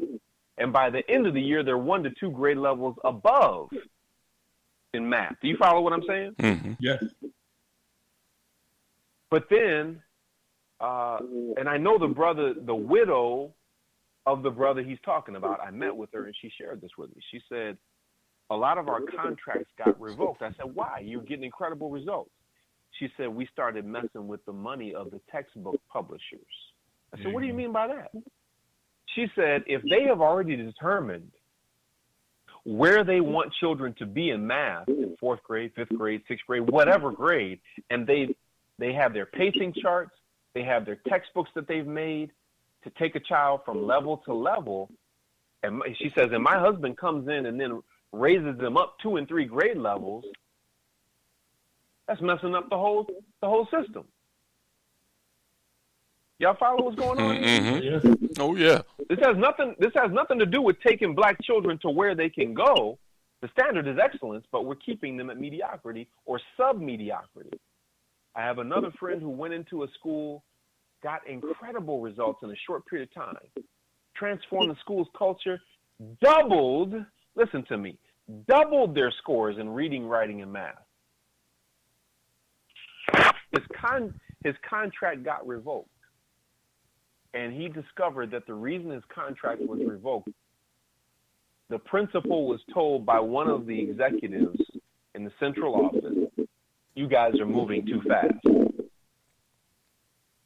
This was the lowest performing school in the school system. And they were going to the top. They took the test scores of those students and reported those scores in the name of another school. Did you hear what I just said? Mm-hmm. Yeah. Now, there's a word for what they did in that school system. It's called illegal. But you didn't hear anything about that, did you? But I bet a few years ago you heard all that stuff in the news about the cheating scandal in Atlanta public schools. You probably heard about that. Yes. Those are black teachers. But you didn't hear anything about this stuff going on in the Midwest. All white teachers. Let me grab this call here because we're getting a little feedback. 646 area code, 646.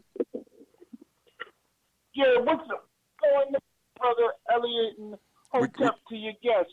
You know, one of the things that your guest is definitely talking about, and I don't know if he's saying it outright, but why do we expect white folks to educate our kids to be successful when the resources in this country is dwindling and they got kids that they need to look out for? Because they don't have a guaranteed position in this country like they did 20, 30 years ago to graduate, go to college, and do all of the necessary things to come into middle classism. That's not guaranteed no more for white people no more. Mm-hmm. You know what I mean? And, you know, for some reason, we as a people are caught up in this whole environment of wanting to be artificial Negroes, which I refer to as Negropeans, who have an allegiance to the European more so than they do to the African. Now, the real issue is that our people just don't have no outward vision. Everything is centered on trying to integrate ourselves into whiteness. You're not building as an African people, in all honesty, anything here that's going to liberate you or your people. The only thing that you're going to get here is maybe one or two trinkles of success, a.k.a. the Oprah Winfrey, the Magic Johnson, the Michael Jordan, and some of these other Negroes. But if you got children and you're trying to give your children a vision to survive on the planet, you need to be looking at figuring out how you could take your behind back home and develop some African country instead of trying to develop this hellhole.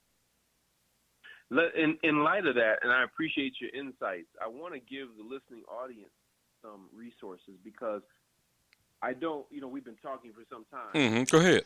I don't want us to get caught up in paralysis of analysis. We need some solutions. And so for those that are taking notes, you need to be aware of the AYA Educational Network. That's spelled AYA. You can go to AYA Ed, that's AYAED, I believe it's .org, AYA Ed. But AYA Educational Network, if you Google that, it'll come up. It's an online African-centered school, right? You've also got Kamali Academy. That's spelled Kamali, Kamali Academy. That's another online set of African-centered resources that you can utilize if you're doing homeschooling or if you want to supplement what your child is learning at a public or private school. There are resources there that you can use, okay? In addition, the weekend of July 14th, we have the Roots to Fruits Black Homeschool Expo, which every year draws at least 500 to 700 people who come from all over the country to learn from some of our finest scholars and practitioners, not just scholars, but practitioners of African-centered education and homeschooling, okay? So you can look up Roots to Fruits Black Homeschool Expo. You can Google that. You can Google Kamali Academy. Again, that's Kamali, Kamali Academy, or AYA Educational Institute. AYA is spelled AYA. For those who are interested in getting any of my resources, because a number of African-centered schools, as well as public and private schools, utilize my books and DVDs and things of that nature. You can find my resources at whatdoesitmeantobeblack.com. Again, that's whatdoesitmeantobeblack.com. Whatdoesitmeantobeblack.com. And to your point, brother, the brother that just called in, when he said, white folk don't have it as good as they used to in many cases, just like there is a widening gap between the black middle class and a manufactured black underclass, there's a widening gap. There's also a widening gap between the white haves and have-nots. And so part of that is a function of American capitalism, okay? And so they're not thinking about us. The only thing that they're thinking about us is as they always have, is that we're in the way. So when a black person gets a job, a scholarship, an opportunity that one of them didn't get, they think that it was ill-gotten gain or as a result of affirmative action or some kind of quota, and that we don't deserve what we get. So we have to understand that, again, they don't have jobs for their own people. And so we have to become more skillful in providing a future for our people. And I'm going to give you a quick example of that. I've been studying about this for over 20 years, and what I'm about to share with you is the best thing going for our people. And it's called the Buy Black Movement. Buy Black Movement is composed of black businesses, black consumers, and black marketers who make the consumers aware of the black businesses and their products. The Buy Black Movement has produced over 100,000 sales of black products to black people, black money exchanging in black hands, okay? We've all heard, Dr. Claude Anderson talk about how the money, bounces in other communities 8, 10, 12, 16 times before it leaves other communities like the Jewish community, Latino community, the Asian community. and it leaves our community in 6 hours as soon as we get paid. And we spend 97 cents on every dollar goes out of our community. 97% of the money that we make goes out of our community. The Buy Black movement has a solution for that. And the solution that they have is different than just a mom and pop business on the corner, which we should support those as well, whether it's a black restaurant, black cleaners, what have you. Support those as well. But this is something that's global. The Buy Black movement has over 60,000 members in over 100 countries. Buy Black movement has picked up where Garvey left off. It is a tried and true, powerful and proven system. I want to encourage those that are listening to become a supporter. How do you become a supporter? Go to buyblackmovement.com, and for as little as $30 a month, you can get quality black-made products shipped to your door automatically every month. Products that you're going to use anyway, that you're spending money on anyway, like laundry detergent, soap, lotion, shea butter, books, DVDs, posters, jewelry, all kind, over hundreds of black-made products, and they're quality products. You become a supporter. What happens is, as that supporter base grows, it now makes it so that those black businesses have to hire more people to meet the demand. If I know every month 1,000 black people are ordering my soap, man, I gotta increase production. I gotta bring somebody else on to help me with that, and that means I gotta pay that person. That means I'm providing jobs. When people are ordering my books, I have a black printer. So I don't just get paid. My printer gets paid. My graphic designer gets paid. Brother who does the transportation and picks up books for me, he gets paid. Black bookstore owner gets paid. You follow? So it has real consequences, and I've been a part of this long enough to see the tremendous results that it's creating for our people. Buy Black movement has black businesses that create nutritional products for us. It's an amazing thing. Go to buyblackmovement.com. We're not talking about it. We're doing it and getting tremendous results. And this is very much related to education, because we teach children that they're not to be job takers, but to be job makers. And we're creating that future for ourselves. Dr. Akua, can I come back to one of the solutions you gave, and that was the Roots to Fruit? When is that? That is the weekend of July 14th. The Roots to Fruits Black Homeschool Expo. I think that was all sorts of incredible black educators who will be there, who specialize in homeschooling. I thought that both of those series of examples are important, because from where I look at it, in relationship to Brother Jay's comment and thought, that there are islands of development that recognize what we have to do. Mm-hmm.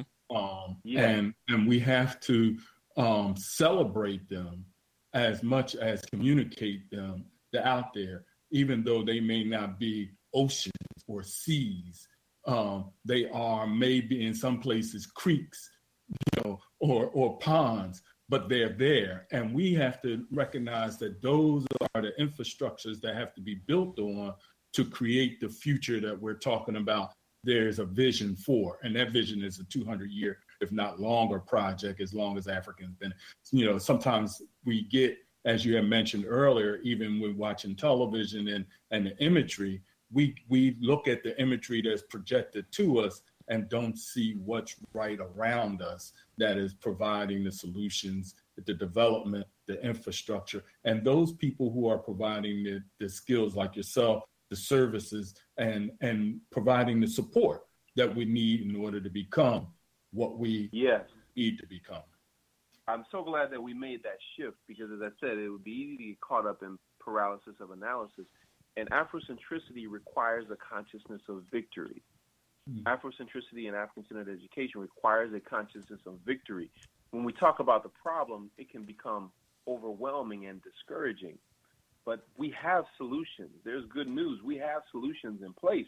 A friend of mine who is the proprietor of the Black Dot bookstore in Lithonia, Georgia, not far from where I am, he said parents are waking up. He can't keep enough children's books in stock to meet the demand. I want you to think about that for a minute. Most people, if you went to them and said, hey, I'm going to open a bookstore, and say, hey, you may want to take your money and do a different business, you know? He said he can't keep enough children's books in stock. He said he's having to carve out and create a special section just for children's books because his bookstore is in a small area inside of a Black-owned restaurant, Green Love Kitchen. And he said the parents come through there, and my books are selling like hotcakes in there. So we do have problem solvers in place. We have people who are getting results. What we have to do is get the message out, because there are a lot of parents who are looking for this, who are troubled by what they're seeing, who know that they want more for their children. They just don't know where to go. So if you're listening to this broadcast, please share those websites and this information that we've been sharing. Again, my website is whatdoesitmeantobeblack.com. What does it mean to be black.com? You got to check out buyblackmovement.com. All of these are resources that our people must know about. Brother Akua, and email me that information also, and I'll make sure I put that on our website. All of those locations and some of the announcements too about the Roots to Fruits. Although it's kind of right up on us, but just give me all that information. I'll make sure I put it on the website. Okay, will do. You know, boy, we almost the closing time. Interesting conversation. I wanted to go a little bit further, but this won't be the last time you'll be on here, Brother Akua. And okay, you know, we always try to arrange some things so you can come here and we can continue this dialogue in front of a live audience. I think the last time you were here, you went over to Canaan when I spoke to Brother Joe. So we'll arrange something where you can come in and kind of bring this because, you know, it's always certain areas of this country where a lot of our people are more successful doing things than other areas. I do notice around the Black Belt area, all down south, they're more successful with not only their political moves, but the educational moves. Listen, I'm on social media, and I see what's going on in the Atlanta area with yourself, with Brother Delzino, and some of the others. So I think some of those things need to be taken around so our people can know what's going on. That's why we utilize our program to get the messages out. But I think our people suffer from the lack of knowledge. We don't know a lot of these things are going on, and it's by design. But you know, with the advent of social media and all, we can kind of break that and dearth of knowledge. People are definitely waking up. We just have to be very intentional about our marketing. And that's with anything that we do. Marketing is a science. And a lot of times we relegate marketing to the area of business when in reality, whatever we do must have that component. One of the reasons that we found out about the Trayvon Martin case back in, 2011 or so, was through social media. You know, people put the word out. The mainstream media wasn't picking that up until there was a groundswell, so much so that they had to. Matter of fact, mainstream media, they're always checking social media to see what's hot, see what they should talk about. So we have to become more skillful in our marketing techniques, and marketing just means making it known, and how we make known these issues to raise what? Consciousness. That's what we started off at the top of the program talking about, increasing critical thinking and reclaiming consciousness. The way that we do that is by utilizing these tools. But we could have all those tools, but if we don't have the right consciousness, we'll just use it for the wrong purposes. Dr. Akua, I want to thank you for being with us. Before you leave us this evening, give out that information one more time for our listening audience, the websites and your website, how they can reach you, all the information you want to give. Go ahead. The floor is yours. Sure, absolutely. You can get my books, DVDs, Black History posters, and so forth at whatdoesitmeantobeblack.com. Again, whatdoesitmeantobeblack.com. All right. For those of you who are, even though it's kind of short notice, if you're able to make it to the Black Homeschool Expo, or even if you're not able to make it, I want you to go to liberatedmindsexpo.com. liberatedmindsexpo.com. That will give you all the information that you need. liberatedmindsexpo.com. Right? For those of you who are interested in helping to raise capital and consciousness, that means the raising money and the right mentality. This is for everybody listening. You should go to buyblackmovement.com. buyblackmovement.com and become a supporter today for as little as $30 and get quality black-made products shipped to your door automatically every month. You can get the same thing shipped to yourself every month, or you can change your order every month, whichever you prefer. I just have a standing order where I get, Nubian Heritage soap and some other things sent to me every month. Motherland's Gold Moringa and other nutritionals and things. So yes, brother, thank you so much once again for having me on. I'm at your service whenever you need some insights on or commentary on some current events or ancient happenings. Please keep me in mind, and hopefully I will be getting back to the Philadelphia area soon, where we can do a program as we did before. Brother Cool, before you go, you mentioned that you had hundreds of vendors basically around the diaspora. So you do have vendors on the continent that ship products. One of the products from the continent that we have is the Motherland's Gold Moringa. Okay. Moringa is the most nutritionally dense plant on planet Earth. Now, this is scientific research talking. You can Google it yourself, and you'll even find out that the World Health Organization has said some pretty powerful things about it. Motherland's Gold Moringa is the company that produces it for the Buy Black movement, and it is the top-selling product in the movement. What we've discovered is that when we have health issues, whether it's diabetes, high blood pressure, and obesity, many of the challenges that we face in terms of health do not require medicine per se. It requires proper nutrition. Our bodies are craving certain nutrients that we're not giving it because we're eating the standard American diet, which is nutrient deficient. But when your body starts getting all of those nutrients that are in the moringa, your body starts healing and repairing itself. Okay? So this is something where, and all this is on the website. If you go to buyblackmovement.com, type in moringa, Moringa, or if you want to Google moringa by itself, you'll find out that what I'm saying is true. So this is just one of hundreds of different products. We got a brother out of North Carolina with the Shepherd's Harvest Nutritional Company who has all sorts of incredible products. So there's a whole world of solutions out there for us that we've created. We just have to make it better known to our people, and that's what this is all about. Dr. Cool, I want to thank you for being with us, and I'll be in touch with you soon. All right. Sounds good, brother. Thank you all so much for having me on.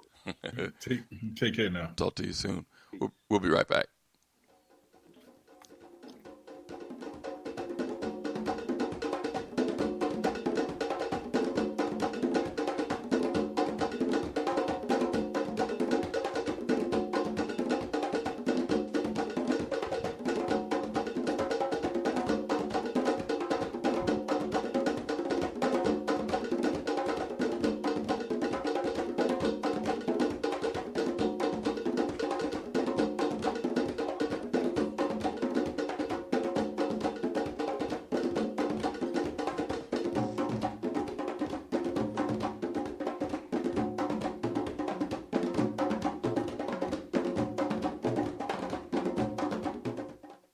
are tuned in to the Black Talk Radio Network. For podcasts and live program scheduling, visit us on the web at blacktalkradionetwork.com.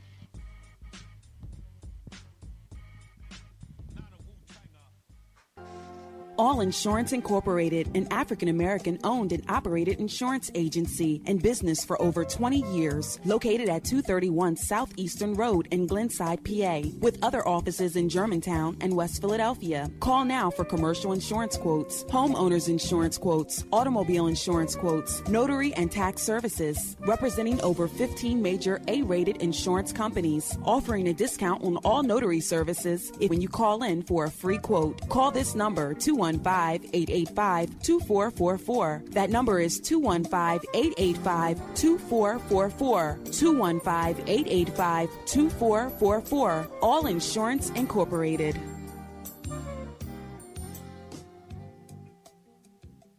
Before your roof becomes unruly, call Dooley. Dooley Brothers, specializing in shingle, rubber roofs, gutters, downspouts, and vinyl sidings. Call for your free estimate today. 215-224-3882. That's 215-224-3882. Dooley Brothers Roofing, the roofing experts you can trust. That number again, 215-224-3882.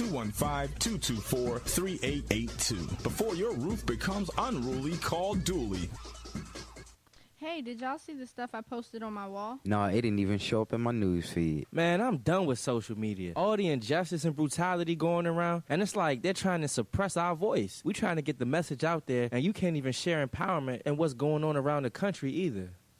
Nah, don't be dumb with social media, though. It's a tool, and there is a place where we have a voice. It's a Let's Buy Black 365 social network. You do anything you would on any other social network. Post pictures, videos, status updates, share resources and community news. But on Let's Buy Black 365, it's a platform for us and by us to tell our messages. Whoa, that's like a digital underground railroad. What's the name of that site again? It's letsbuyblack365.com. Yeah, I heard about that. It's all about networking, and you get points, right? Yeah, the more you network, post, and share, the more points you get. Plus, you get points for posting pictures, sharing information, attending community events, and inviting others to network with you on the app. Wow, that's all I need to know. I'm going to go download that app right now. Now, better yet, let me invite you so I can get some points. It's all about empowerment and solutions, y'all. Yeah, that's what's up. I'm all in. Let's do it. Let's share our stories. Let's buy Black365.com. Of the story of the young eagle.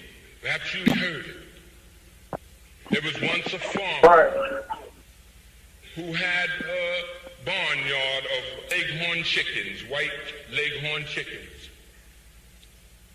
And one day a friend of his said, you could make some extra money if you would capture an eagle and show him around and charge admission to see him. And so the farmer said, that's a good idea. And he went out and he captured an eagle. But the eagle was too used to freedom. Too used to freedom, and would not be tamed. And he would not hold still, and he fought back. And then his friend said, look, maybe we made a little mistake. Why not use the eggs, the 2 eggs that this female eagle has laid? And so the farmer said, that's good, and he put the 2 eggs under a setting hen, and in due time, one of the eggs hatched. And this young eagle came out. He didn't know who he was. So the farmer called him Tom. And he put Tom out with the chickens, and he ran around with the chickens, and he thought he was a chicken, never knowing that he was the king of the birds. And he ran around with the chicken. In due time, he became a little ashamed of his color. See, the other chickens were white, and his feathers were deep brown. So he put some chicken oil on his feathers, kind of lightened them up a bit. And then he noticed that the feathers on his head stood up, while the chicken's feathers laid down. And he was a little ashamed of that, so he tied a silk rag around his head. You know what I'm talking about, don't you? Well, in due time, the other egg hatched. Now, when this other egg hatched, he broke bad when he came on set. farmer called him Turk. Now somehow Turk felt that he didn't belong down there running away from the farm every time he stamped his foot. And one morning very early he wandered over to the edge of the barnyard, young Turk did, and he looked up into the sky, and there he saw a speck appear. And the speck got closer and closer and closer, and it got to be the largest bird he had ever seen. Of course, you and I know that it was a full-grown eagle, and the eagle came to rest on a branch right above the barnyard and looked down at young Turk and said, "What are you doing down there with those chickens?" And young Turk said, why, I am a chicken. He said, "No, you're not a chicken. You're an eagle." He said, "An eagle? What's an eagle?" He said, "An eagle is the king of the skies." He said, "I want you to spread your wings and flap them and come up here beside me, and I want to rap to you a while."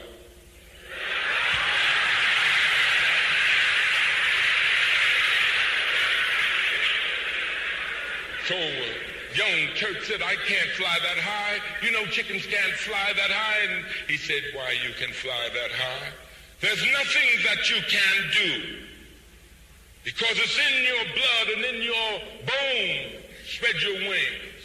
He spread his wings, I flapped them, and he flapped them, and he rose higher and higher, higher than he'd ever risen before, and he came in on the branch with the old eagle.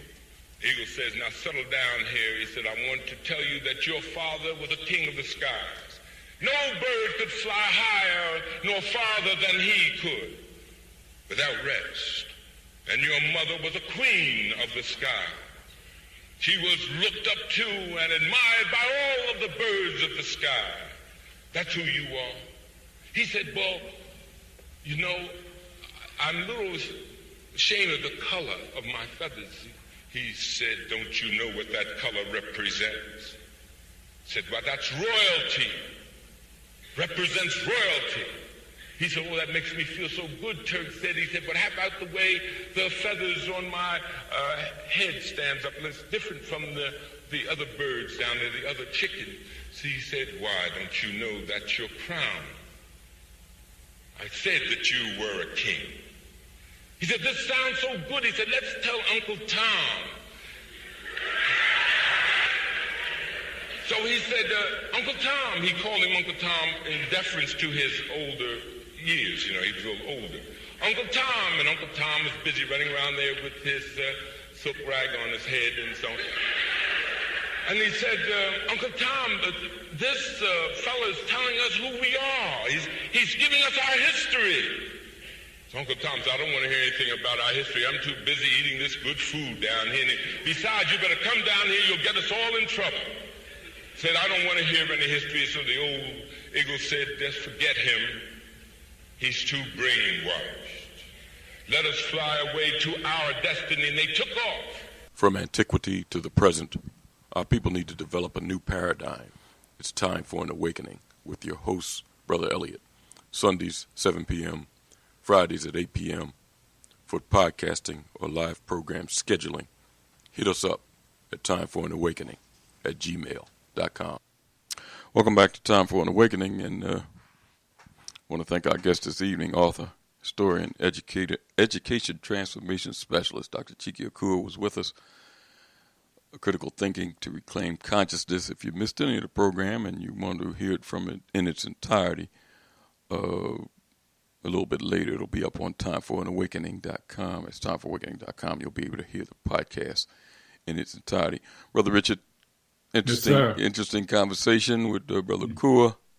Yes, and as always, it's some solutions at the end of anything that's stated. Solutions is always there for our people. So, and I do notice that in that Black Belt area, it's a lot more progressive things going on in relation to our people than in the North, man. That might be a poor observation on my part, but, I'm seeing a lot of different things, and I see a lot more progressive things going on politically, socially, and economically for our people in those areas that should spread up here somehow. We have that provincial mindset among our people that need to stop, because that's a part of what Dr. Akua was talking about tonight, about that European mindset. If we have a family type, we came from a family type of culture. If you see things going on with our family down south, it can help our people up here. But listen, Richard, you've been here most of your life, or maybe all your life. All my life. You hear the people, they don't, if it ain't from Philadelphia and from certain neighborhoods in Philadelphia, they don't want to hear it. Right. So that type of stuff needs to stop, because our people are in trouble, and we need help. No matter from where our people come from, we need help and solutions. Go ahead, Richard. And the core of that is having a vision. Certainly. And what he had mentioned in relationship to Afrocentricity, a consciousness of victory. Without those two, we are just waddling around, like Brother Ed had said, just picking up crumbs like chickens in a chicken farm. Yeah, I love that, Brother Ed Robinson. That piece is over 30, 40 years old? Yes. It's still relevant today.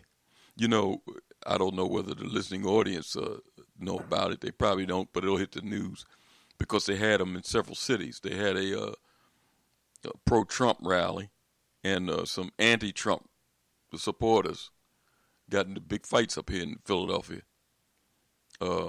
And when they showed it on the news, all you seen was white folks out there on both sides, fighting, physically fighting. It was a couple of people was arrested. One police got assaulted. But, I didn't hear anything about nobody being beaten down there by the cops or even shot by the cops. Right. Now, they down there acting a fool. I think they showed on the news these pro-Trump supporters was wearing all black, like they was some type of ninjas or something. You'll see it if you watch your telecast at 11 o'clock, Richard. Running around, you've seen the cops chasing them. But according to a published report, people were assaulted, fist fights between pro-Trump and anti-Trump supporters, and a police got assaulted. So, it's always a difference on how they dealing with their own as opposed to us. Mm-hmm. Because we better take heed of that. I know it. And it's an opportunity. We talk about this all the time. When this system is bursting at the seams and coming apart, that's an opportunity for us to do what we need to do to make provisions for our own. This man is not looking to make provisions for our own, or our people, or our children. He wants to make money off of our people and our children. You see, he's making provisions for them, and he's building all these new prisons. So if we got another vision for our children, we need to get busy doing it. And solutions are out here. So, it's time for us to be about the business of helping our people. Next week, Richard, we got the Vitality Blueprint that's coming to Canaan Baptist Church. Brother Cochise Taroxai from Urban Kryptonite, also Lionel Dixon, a nutritionist and publisher, writer, for several publications, Men's Health, Black Men's Journal. He's been on Radio 1, several different areas, talking about men's fitness, Healthy Black Men's Magazine, things like that. So he'll be here along with Brother Cochise Taroxai, that did the documentary Urban Kryptonite. He has another documentary coming out very soon. They'll be here at the Canaan Baptist Church here in Philadelphia, 5430 Pulaski Avenue. The number to the church is 215-848-6311. That's 215-848-6311. That's Saturday, July 8th. The doors open at 12 o'clock. The program starts promptly at 1. It's 1 to 4. The Vitality Blueprint. Live in Philadelphia, Brother Cochise Taroxai and Lionel Dixon will be headlining the presentation. The admission is $15. So come on out if you're in this area. You can also get tickets at Herbs of Cochise. That's Herbs of Cochise. You spell Cochise, C-O-C-H-I-S-E. herbsofcochise@gmail.com to get more information and where to purchase tickets. You'll probably be able to come to the door and get tickets also. We have the information also up on timeforowakening.com and also on the Time for Awakening Facebook page where you can purchase tickets right from the site. So again, we'll be looking forward to seeing you out there. We plan to do a live broadcast, Brother Richard. Oh, yeah. Hopefully we'll see how things go at the church. I'm more than sure that they have a setup where we can do a live broadcast there. Look like we got a call just jumped on. Before we get off, let's take a 404 area code. 404. Hey, Elliot, how you doing, brother? Hey, man, how you doing? Hey, man, you know that's right on my subject right there, critical thinking, man. I'm glad you brought that subject up because we had that that little dialogue last time I talked to you, man. But to the brother the teacher, my brother, okay, it's beautiful about critical thinking, but one of my emphasis is conflict resolution, man. Okay, that's the number one problem that our people got, man. That self-hate. See, I'm a union electrician. I'll be 60 years old, and so when I'm talking to young brothers, so all the apprentices or whatever, these young brothers that's coming behind me, I try to show them the rope. I know it's all about the tone of my voice, man. That's why I keep telling Elliot how this sound thing works, man. Okay, and I figured out the sound of this music and everything, and the tone is 528 hertz. Okay, and I've been doing all kind of tests with people. When I talk to people, I talk to them in 528 hertz. That's the sound of what Teddy Pendergrass, Lou Rawls, and that singer Kim used, right? and that's why most people, I can tell them I got $1 million. If I speak at 440 hertz like that right there, they get mad. Oh, I tell them don't talk to them like that, right? So that's what I'm dealing in conflict resolution. It's a beautiful thing with that sound, and we gonna get somewhere with this conflict resolution. And I want him, a brother, expound with it if he still there want to dialogue a little bit. No, you missed him. He left us about 10 minutes ago. But no, I listen. Conflict resolution is very important to especially in urban areas. In fact, in areas where our people are, because we've been programmed to hate ourselves. So we have a short fuse when we're dealing with one another, very short. We have no patience dealing with one another. We can't talk to one another. Especially with women, you got to talk to them in the right tone, man. Well, not necessarily. I mean, I see it across the board, men and women. In fact, you see it with our youth. I mean, they have a short fuse, and they observe it from the parents. I'm not going to put it on the youth. This thing is observed in the home, and a lot of this stuff has been passed down through a few generations that our people had been enslaved. So once we realize these things, then we can start changing that.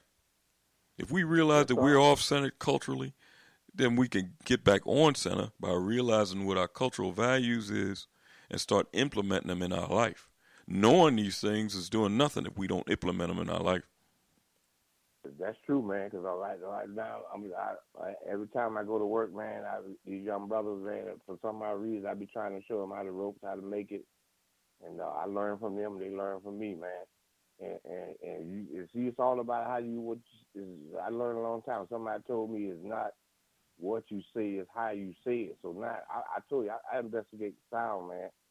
And once I learned how to talk to people in 528 hertz, for instance, that brother that called, you say called every 6 months, named Sean or Shane or wherever he from New York, that conflict resolution, you handle it just right, man. You know what I'm saying? You handle it just right, but hopefully he'll learn, man, to just settle down and listen to the right sound. And he did shut it down after 3 minutes, though, because he wasn't getting nowhere with you. But it's a beautiful thing, man.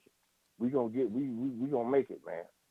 But I appreciate that subject of our critical thinking, man. That's what we got. All of us got to start thinking, man. Quit being emotional and stick with logic, man. The water's wet, the sun is hot. Instead of I feel like busting loose and all this crazy stuff. You know what I'm saying, bro? I hear you. You have a good evening, brother. Peace and blessing. Oh yeah, another thing, man. When I said about talking to these rednecks down here in Redneck, Georgia, man. Old Joe took it the wrong way, man. Believe me, I don't like them little fools, man. But I learned from my granddaddy, man. You got to stand up to them and talk to them, look at it eye to eye. See, I face the enemy down. I stay them down. And I don't give them no, what I use, I study the art of war. So I take what they give me and use it against them, bro. That's the art of war. And then number one thing, art of war, once you learn how to defeat the enemy within, you can't nobody touch you. You see what I'm saying? I hear. Peace and blessing, man. That's why I study the art of war. Because we are all prisoners of war behind enemy lines. And once these no-gros realize that, then we can get somewhere. I want to thank peace you. and blessing, man. I let somebody else talk. Love your show, Elliot. You real, man. You real. Appreciate it. I want to thank you for your call. Brother Richard. Yes, sir. Yeah, it's a few things going on, I guess, this week, centering around, and it's not centering around this holiday because we have a lot of counter things going on that's cultural. Right.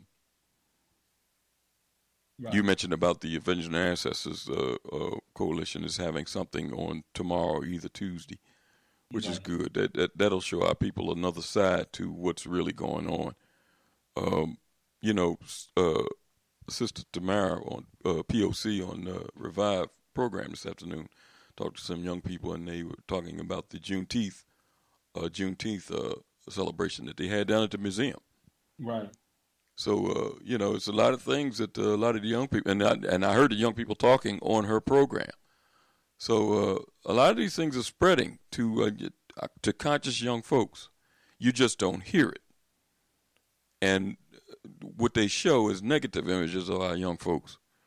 But I'm glad that show is on, because you hear another side of our young people and things going on, things that they're doing, things that they're saying, spoken word. She had somebody on there doing spoken word today, so it's really good. That program is excellent. I love her spirit. I love the issues that she brings up, because it's showing that our young people are doing more than just out here, with negative hip hop and things like that. The narrative that goes on, that's not true. And I'm glad they have the forum here on Time for Awakening to bring these things to the listening audience. She'll be on again on Wednesday at 8 in the evening. She's on Wednesday 8 to 10. And Sunday mornings, Sunday midday, 11 to 1 is the Revive platform. And I want to thank the listening audience for being with us this evening. A lively discussion, as always. And we'll be back on Friday, Lord willing, to continue on this path towards an awakening. Peace. If we know, all we say we know about the problem.